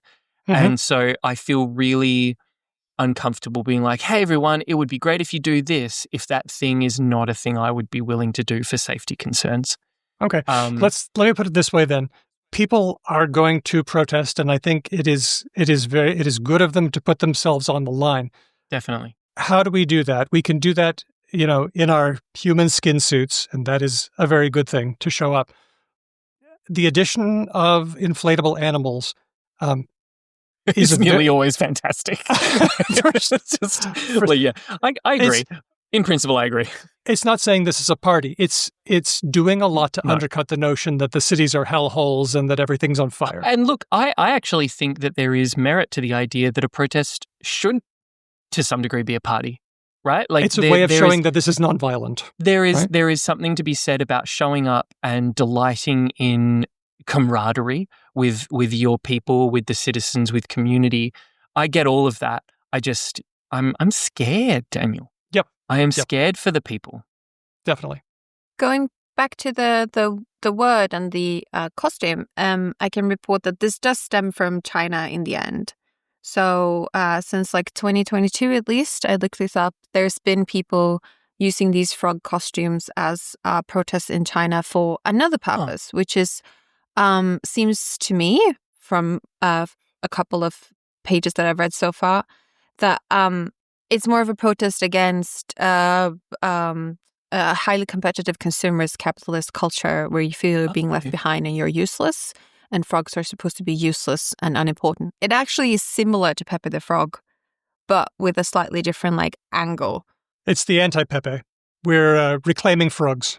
Did the frog in the costume US, it is become very used? in China. It seems to be a similar thing to the Pepe, in a sense. I see. And do we know if they've chosen the frog costume because it was the East's version of the inflatable T-Rex? It was just a popular costume and people were like, aha. So the website theworldofchinese.com says that people have used frogs earlier in Chinese internet culture to mock the single status of themselves during Valentine's Day. So it seems to be that self-deprecating. Oh, okay. So that is similar to Pepe. That is a little bit like Pepe. Yeah, exactly. I don't think it's fully as red-pilled as there's an evil cabal, deep state, blah, blah, but more of I don't have any opportunities. I am trying very hard and nothing is happening in my life. And I'm going to check out of society, which is what we call that. There's a word in Japanese society for this. I do, yes. When you just live in your apartment. Yeah, I've forgotten though. I do know what you mean. Yeah. But it's not, I mean, it could be incel, but it doesn't have to be, I think it doesn't have to be necessarily as misogynist. I don't know. Yep. We'll have to have someone, because I've seen, there's been the last 10, 15 years, whenever we've had new words from China or Japan, a lot of them have actually been focused on left behind women, useless men, people living in their apartments, people checking out of their work culture, which is quite interesting, actually. And we should get someone who actually understands more about those cultures to explain it to us. That was a long one for Protest Frog. I'm impressed. We managed to strip every shred of meat off the bone there.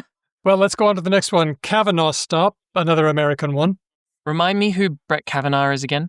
He is a Supreme Court justice That's appointed by Trump.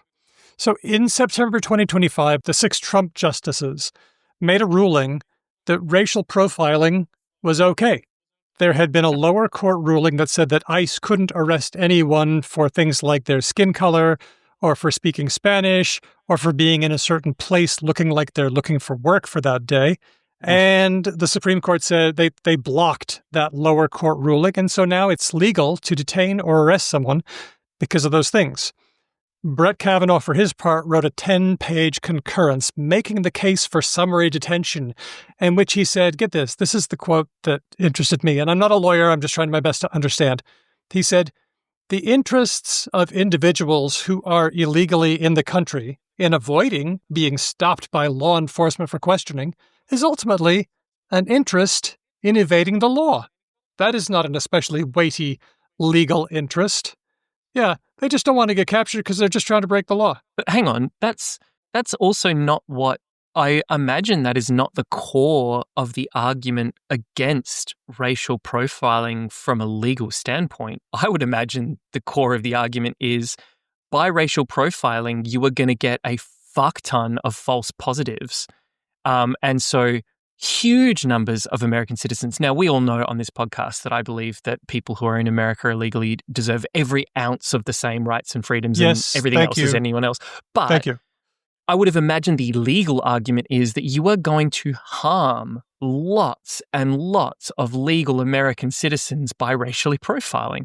Yeah, and that's just not how you do it. It is cruel and unjust and capricious and just lends itself to all kinds of abuses. So his argument of like, well, I don't really care about the interests of illegal immigrants. I'm like, well, fucking great for you, mate. But that's not the. You're scooping up a lot of people. Hey, we're looking for bank robbers, and if you don't want to be stopped, questioned, detained, and chucked into a van and flown into a different country and disappeared, then you ultimately have an interest in evading the law. Yeah, the argument there would be like, well, I don't really care about the people who want to rob banks, so therefore it's okay for you to arrest anyone who just is in a bank. Because that's how it works, right? You'll have terrible precision, but you'll have great recall, right? So that's a Kavanaugh stop. Can I try and understand? So can I understand something? There are lots of people in America, or there are people in America who aren't there with the correct visas and residency permits, who are working for people who have a company. They might be undocumented. Yep. Who are working probably more unskilled labor than skilled labor, broadly. It's skewed that way. These companies, isn't it in their interest? Say I'm a tomato farmer and I need people to pick my tomatoes. How is it not in my interest as a tomato farmer to try and either hire people who have all of their legalities perfectly lined up, or if I hire someone who don't, try and help them to? Money, I would imagine, is the really boring and simple answer. So isn't that the problem then? Like, because if you want to remove all these people who you believe are there illegally, then you have a lot fewer tomato pickers. So then you either need to convince American teenagers to pick tomatoes, which they don't. Or you need to set up a visa program to bring all of the people who you were... Or you need to set up a visa program to bring in people like Australia and New Zealand does with Pacific Islanders, for example. Yes. I was about to say exactly the same thing. So for those outside who are not aware of the economics of vegetable production in Australia, which is understandable, Australia has specific visas for cheap labourers to come from Pacific Island nations like Nauru and Tonga and Samoa and that sort of thing and come seasonally to pick vegetables in Australia, therefore earning much more money than they would be able to earn back home, but comparatively earn much less money than an Australian or a backpacker or whatever would be paid here in Australia. Right. I think the answer to your question is, Hedvig, there is no world that I can see where that argument carries any fucking water with Americans at the voting level. right? Like if you come forward and say, hey, everyone, this whole situation with illegal immigrants is super fucked up. I want to create a series of visas that would just like standardize and normalize this process. You wouldn't even get to the second syllable of standardize before a overwhelming pack of insane people would be like, he wants to fucking open our borders and swim our people in a brown wave of Mexicans and all that kind of shit. Like you cannot have a That's reasonable, so strange. effective discussion. But this can't be news to you, surely.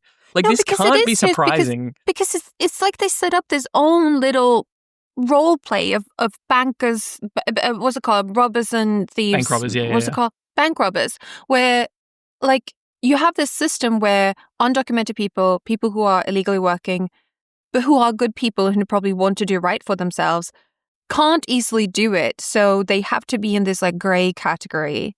And then you have people defending that. But like if you're in a legal system, shouldn't you? It's why. These are people who don't want to solve the problem. They want to enact cruelty. That's what Yes. they want. Because the idea then behind they're white forcing- supremacy, and other kinds of supremacy is we matter, they don't. We should get to do whatever we want to them. That is what they believe. At base, that is the core of it. So your flummoxedness, Hedvig, is basically a very understandable one, is that like there is actually a very clear and simple solution to this problem that would work for all of the stakeholders, right? Including the conservative people who are like, we want less people here illegally. That is 100% true. Also, for the progressives, like why you don't want to be forced into a situation where you're saying, unfortunately, I'm trying to figure out how to phrase this. Like, you don't want to be forced into a situation where you're like, I feel like I have to help people who are in a grey legal status continue to be in a grey legal status. That seems like something you don't want to be doing. Sure. Right? It is you, I believe, maybe just can't, I guess, wrap your head around the idea that for some of these people, like Daniel said, fixing the problem is not the goal. But more than that is that you're presuming that fixing the problem is relatively independent from like moralizing and soapboxing and that sort of stuff. For a lot of the people who are working against helping, fixing, streamlining, whatever you want to say, what the reality is for like unskilled work in America, they see it, I hate to say this, but I think it's true, they see it as like a holy mandate, right? Like they see it as a thing that exists beyond simply the idea of like what works and what doesn't, but as like fucking Jesus says no or whatever, right? Like insert whatever insane fucking deific thing you want there. It's not a maths problem to them. It's not an economics problem. It is a moral Crusade. Yeah, thank you. It is a crusade that you will, like, they will die on the hill. It is the same as Israeli settlers, if that helps you. It's so strange as well because, and forgive me again, I'm trying to phrase myself as delicately as I can, but like a lot of unskilled labor from the south of the border in the US are probably more religious than the average American, which means that if you were a conservative person and you wanted to get some more voters, you could probably get an in there. Like you could probably appeal to some core religious and family values with that population. So, but they're brown. Yeah, unfortunately, racism comes higher on the hierarchy than religion. But they're brown, Hedvig. They're the wrong kind of. They love the wrong. They're the wrong Jesus. kind of Catholic. Yeah. I've seen their churches. They have a brown Jesus, Hedvig. How could you possibly? They do. Yeah. Google's Mexican Catholic churches Yeah. imagery. Yeah. Like Look at African churches and stuff. They often have like black Jesuses and stuff. yeah, but I thought anyway, all right, we're Yeah. getting derailed. It's very hard for me to understand because like I, as a person who care about these people, I also don't want to be forced into a position to say like people should do something that is not entirely legal in the system. That also seems bad. Yeah, like So- the status quo is fucked. Let's not keep the status quo being the way it is.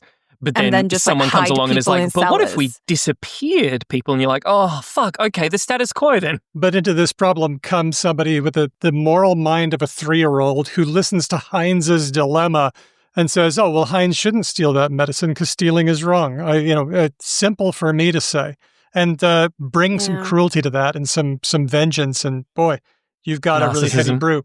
Always good. Let's go on to we're gonna do one more slightly. We're gonna live in this right wing for a little longer, and then we're gonna climb out. Okay. Okay.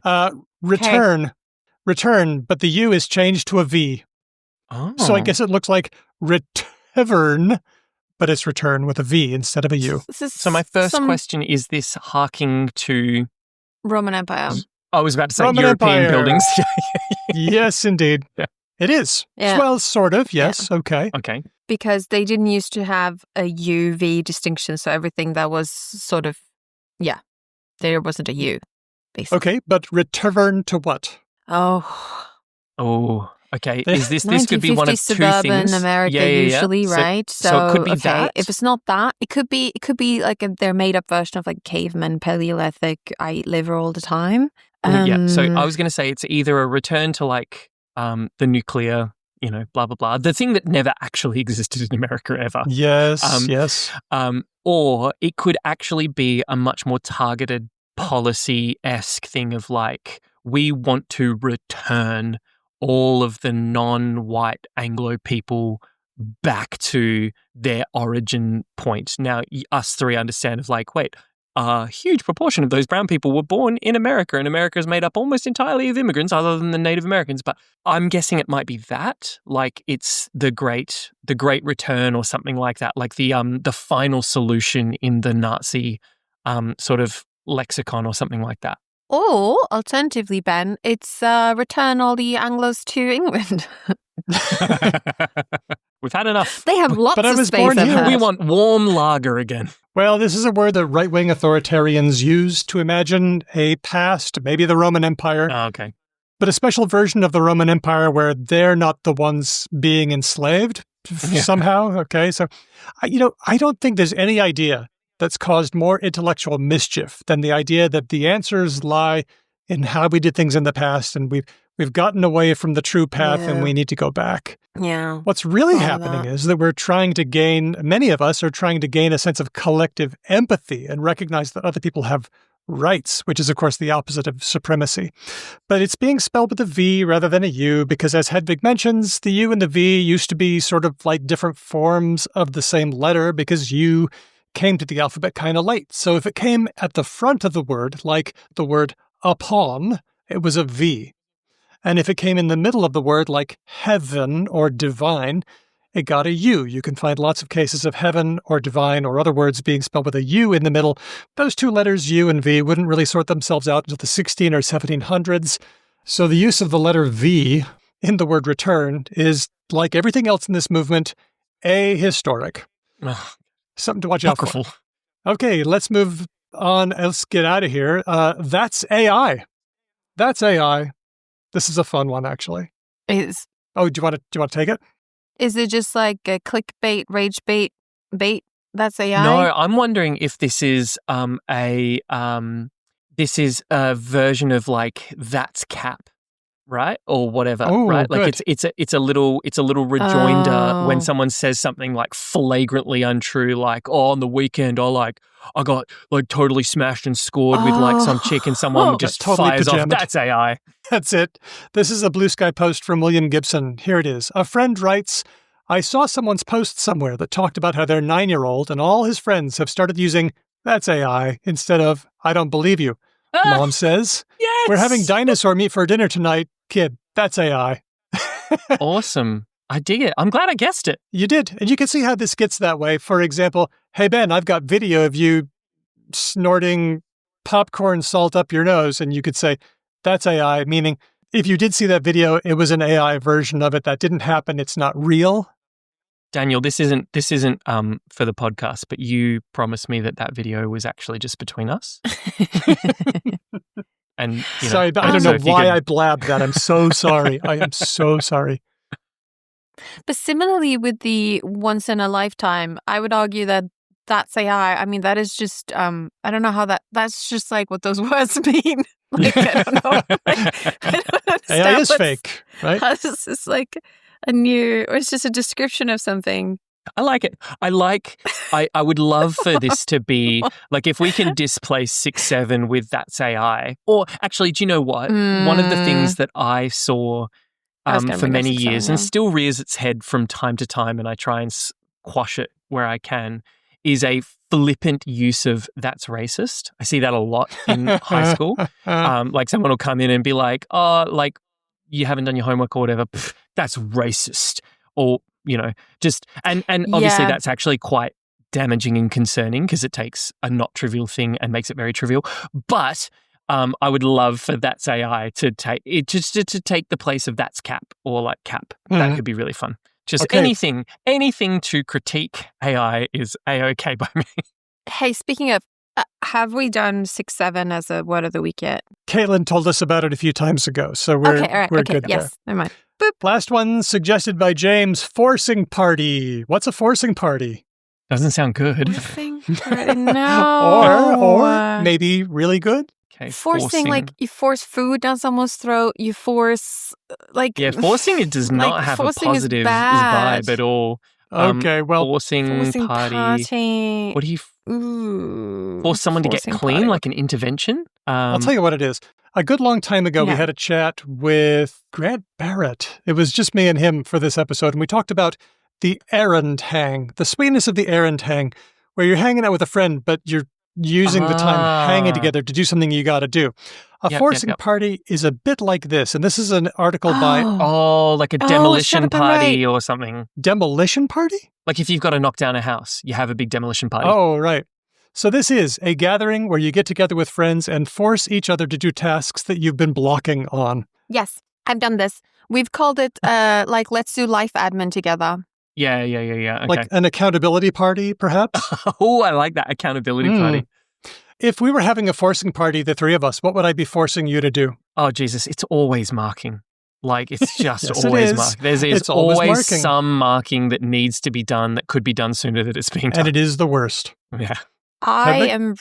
This happened last night. I don't know why. I think booking travel, flights, trains, buses, hotels is like, gives me like a lot of anxiety actually. Really? Yeah, okay. Because because it doesn't I'm have like, to make sense. But what if it'd be better for Steve if I left at 2 instead of 3? What if my mum needs to do this thing? What if, and then I try and I spell out all the possible parameters, and then none of the solutions fit all of those perfectly, right? And then I get very, very anxious. It's all bad. And then I kind of freeze up and I'm like, but I could book a flexi option to account for some of this stuff.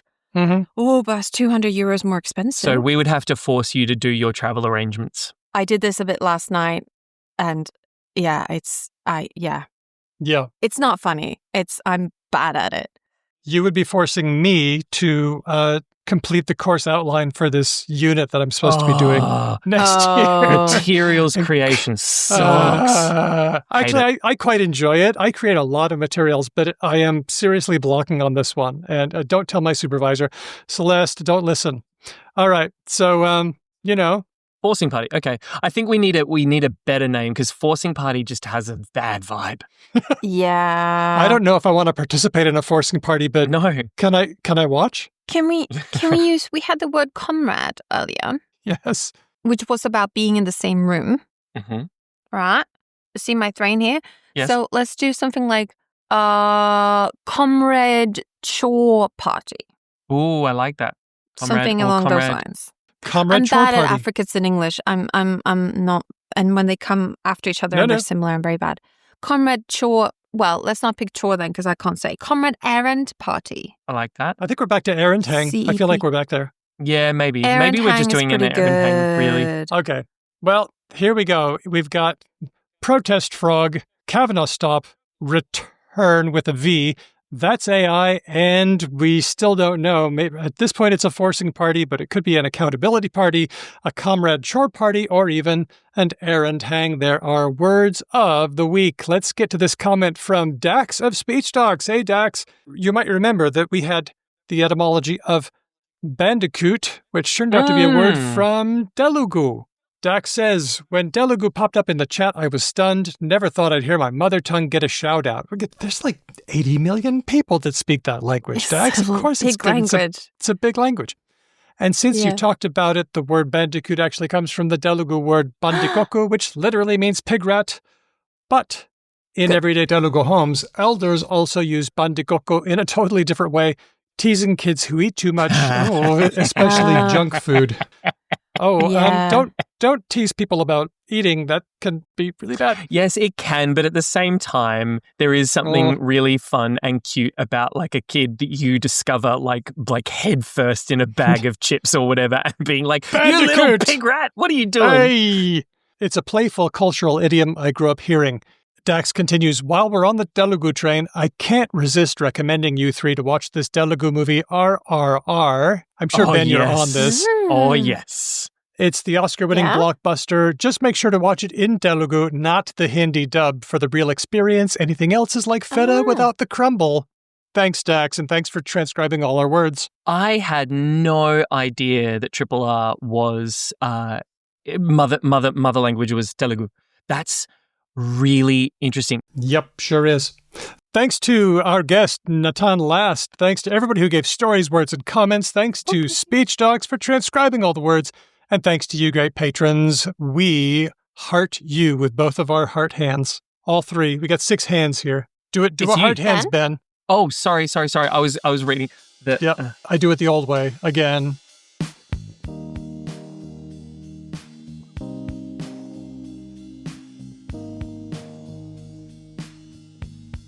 If you like our show, or if you hate our show, if you feel strongly about our show, and you want to have more to love or to hate, there's a couple of things you can do. You can follow us in all the places. We are Because Lang Pod in most places, and we are becauselanguage.com on Blue Sky specifically, which I'm getting into using again, actually. Me too. I'm not still using it as much as I used Twitter at the peak of Twitter, but I kind of do like it. It's a cute place to share things. We are also on TikTok where, Ben, I don't know if you know this, but like Daniel actually uses the videos and then clips us. And in one recent video, it's a very unflattering video of me, but I'm okay with that because my job is not to be a supermodel. My job is to be relatively smart. I thought you looked great. You did a shoulder shimmy that I thought was really cute. There's a bunch of me trying to look at my other screen and looking down, and then you can see how truly thick my glasses are, which is very, very thick. Coke Anyway, we are on TikTok as well, where Daniel puts up little clips of us. And you can also support us if you're not a patron, and on our Discord, you can also send us ideas in other ways. So we have a regular old email, which works perfectly fine, hello@becauselanguage.com. If you have a fun idea for Related or Not, or Word of the Week or something like that, or a jingle, we want new Related or Not jingles in Jungle, which is a British electronic dance music genre, is what I'm going to describe it as for now. We'll play anything. I know it's not... We'll play anything. That's just, I'm a big fan of just Bossa spitting Nova. facts. I like Bossa Nova. You can also share your lovely voice with us if you want. If you want us to play you on the episode, you can go to our website, becauselanguage.com, and on the right side, I believe the menu there's a speak pipe thing where you can click, and you can also just record a thing. If you want, send us an email. Another great way to support the show is to tell a friend about us. That is, after all, how most of us, I think, get the kinds of content we have in our feeds. You can also write a review at, I think my favorite place is podchaser.com, but also iTunes has a very popular place to review things. Reviews actually do help podcasts, so whatever podcast you like, consider reviewing them, giving them anything above 3 stars, I think is nice. If you want to give us a 1 for shits and giggles, if you're one of Ben's students, then please just like write a rude review and give us a 5, because like... Computer doesn't know satire. Computer only knows 1s and 5s. And that'd be great. Great. That would be great. And you know what else would be great? Becoming a patron will do things for you. You get stuff. Depending on your level, we do live shows, bonus episodes, mail-outs, shout-outs. You get to hang with the cool people on Discord, and we get your support. That does a number of things for us. It helps us to pay the bills, helps us to make the show good, helps us to make sure that the mail-out happens, which is something I'm working on now, so that's fun.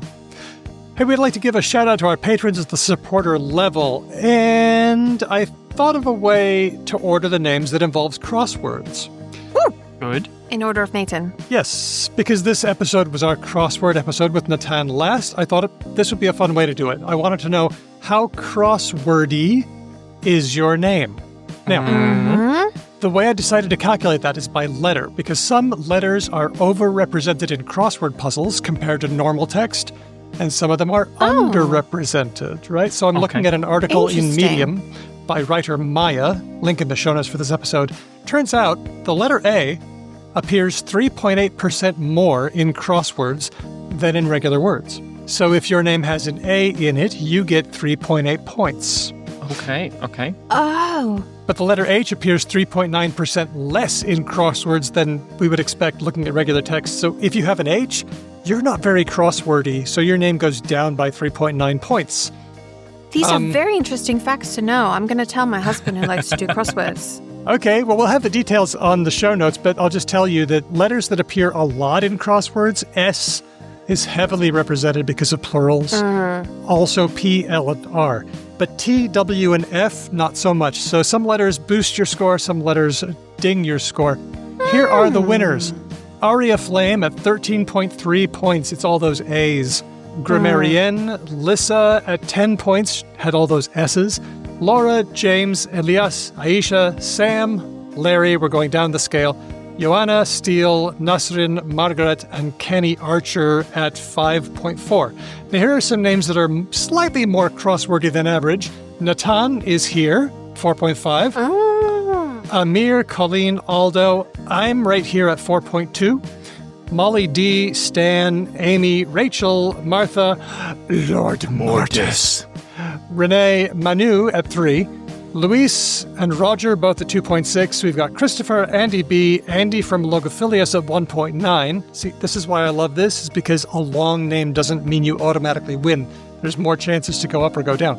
Pharaohcat, Sydney at 1.6. Ignacio, Fiona. Now we're in the ones. Linguistic Chaos is at 1. Rosh, Ben, you are here at 1 point. Woo! Nigel, Sonic Snedgehog, Chris L, and Termy at 0.03. Now we're in the negatives. These are names that are not very crosswordy. My name has not turned up yet. Keep waiting, Hedwig. Keep waiting. Kevin, Diego, Helen, Faux Frenchie, and Nikolai at 0.9. Now here's the less than one. Mignon, Tim. Wolf Dog, Kathy, Tig, and Felicity. Now here are the names that are not crosswordy at all. Tony, Meredith, Istin, John K. Hedwig, you're on negative 4.5 points. Woof. Well, it's the H. The H really knocked you down. Yeah. Keith at negative 5.2 and John Troy at negative 5.9 with the least crosswordy name. You got the bronze, Hedwig. Yeah, exactly. There are 2 people below me. Yes! I'm not the worst.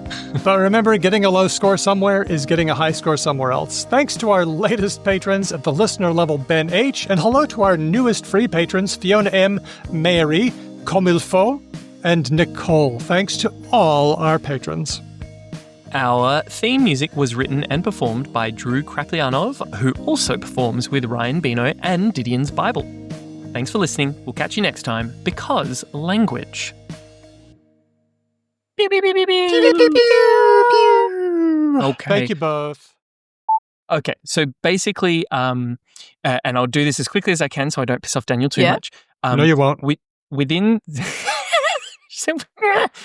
I'm back on the eating, like not eating until 11 a.m. and then stopping after dinner. Just hit the brakes on the cereal after dinner or the, yogurt after dinner. Cereal after dinner. Such a This is an American fascinatingly, very American thing. Okay, I'm kind of Extremely. revealing my inner weakness because this is, something bad that I try not to feel bad about. But, I just don't do it. Sorry. Also, We should be nice and when we say supportive. cereal, let's create the spectrum with like a single wheat bick unadorned at one end and like Lucky Charms at the other. Okay, guess which end I hew towards. The dessert cereals. Yeah, if we're talking shame noms, it's got to be like your what was my favorite one? Cinnamon Toast Crunch or something. I was just going to say Cinnamon Toast Crunch is the best, except that in Germany, Aldi sells like a knockoff version that I actually like better. Oh, that's rough. Called like it's so Cinnamon good. It's so goodly bad. Crunch or something. I like it. If you guys have, Hedvig, I'm surprised. Have you not heard of this? I did start watching Triple R. No. I haven't finished it yet.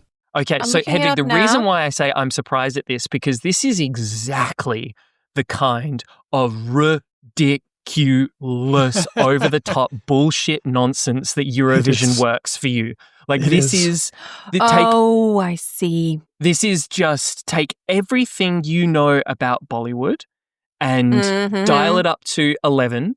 But, and this is really crucial because I actually really struggle with a lot of Bollywood. There's for the same reason that I struggle with a lot of anime, there's like some really not great like gender stuff that often goes on and all that kind of stuff. But with this particular one, there is just, they captured lightning in a bottle, and there is some sort of kind of universal appeal to this that seems to cut through every possible cultural barrier that exists. It's heaps of fun. And it's essentially like a buddy comedy about two bro dudes who are like it's a very Step Brothers thing of like, did we just become best friends? But with like singing and dancing. Singing and dancing. I did scroll through the plot here and I see the words British Raj and Colonial Police and trying to avoid them somehow. It's great. It is. It's a really good time. Okay, cool. Yep. You put it on the list. For sure, put it on the list. Oh, Steve, yeah, our list is getting very long. We've made a spreadsheet. Of course we did. What are you talking about? Do you know how many spreadsheets we had for our wedding? Of course we did.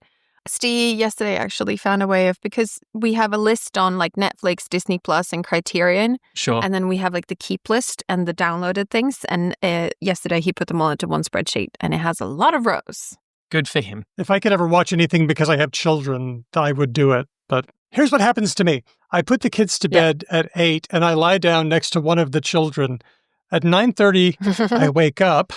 Oh, wow. And then it's time to go to bed for reals. So there's not a lot of severance. There's not a lot of Triple R going on at my place. That's tough.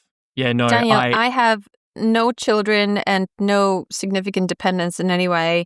And I'll tell you for free that I am rereading The Stateswoman for the 4th time and am watching Star Trek again. I don't think I've thanked you enough for putting me onto that series, Hedvig, because it fucking slaps. And it slaps. And it is so, you know how like on TikTok, and I know we need to finish, so I'm really sorry.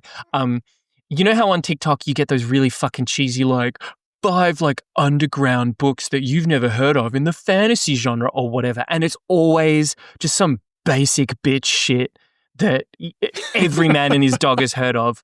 If like The Steerswoman is genuinely one of those things that a person will never, ever, ever fucking stumble across, ever. And it is so good. It is a genuine underground sleeper hit. It's fucking great. So anyone who's listening to this, Daniel, you leave this shit in, I swear to God. Anyone who's listening to this, if you like genre fiction, if you like fantasy, if you like sci-fi, fucking like get on method. The Steerswomen. It is so good. It is so good. It is on my list. It really, really is. I love it.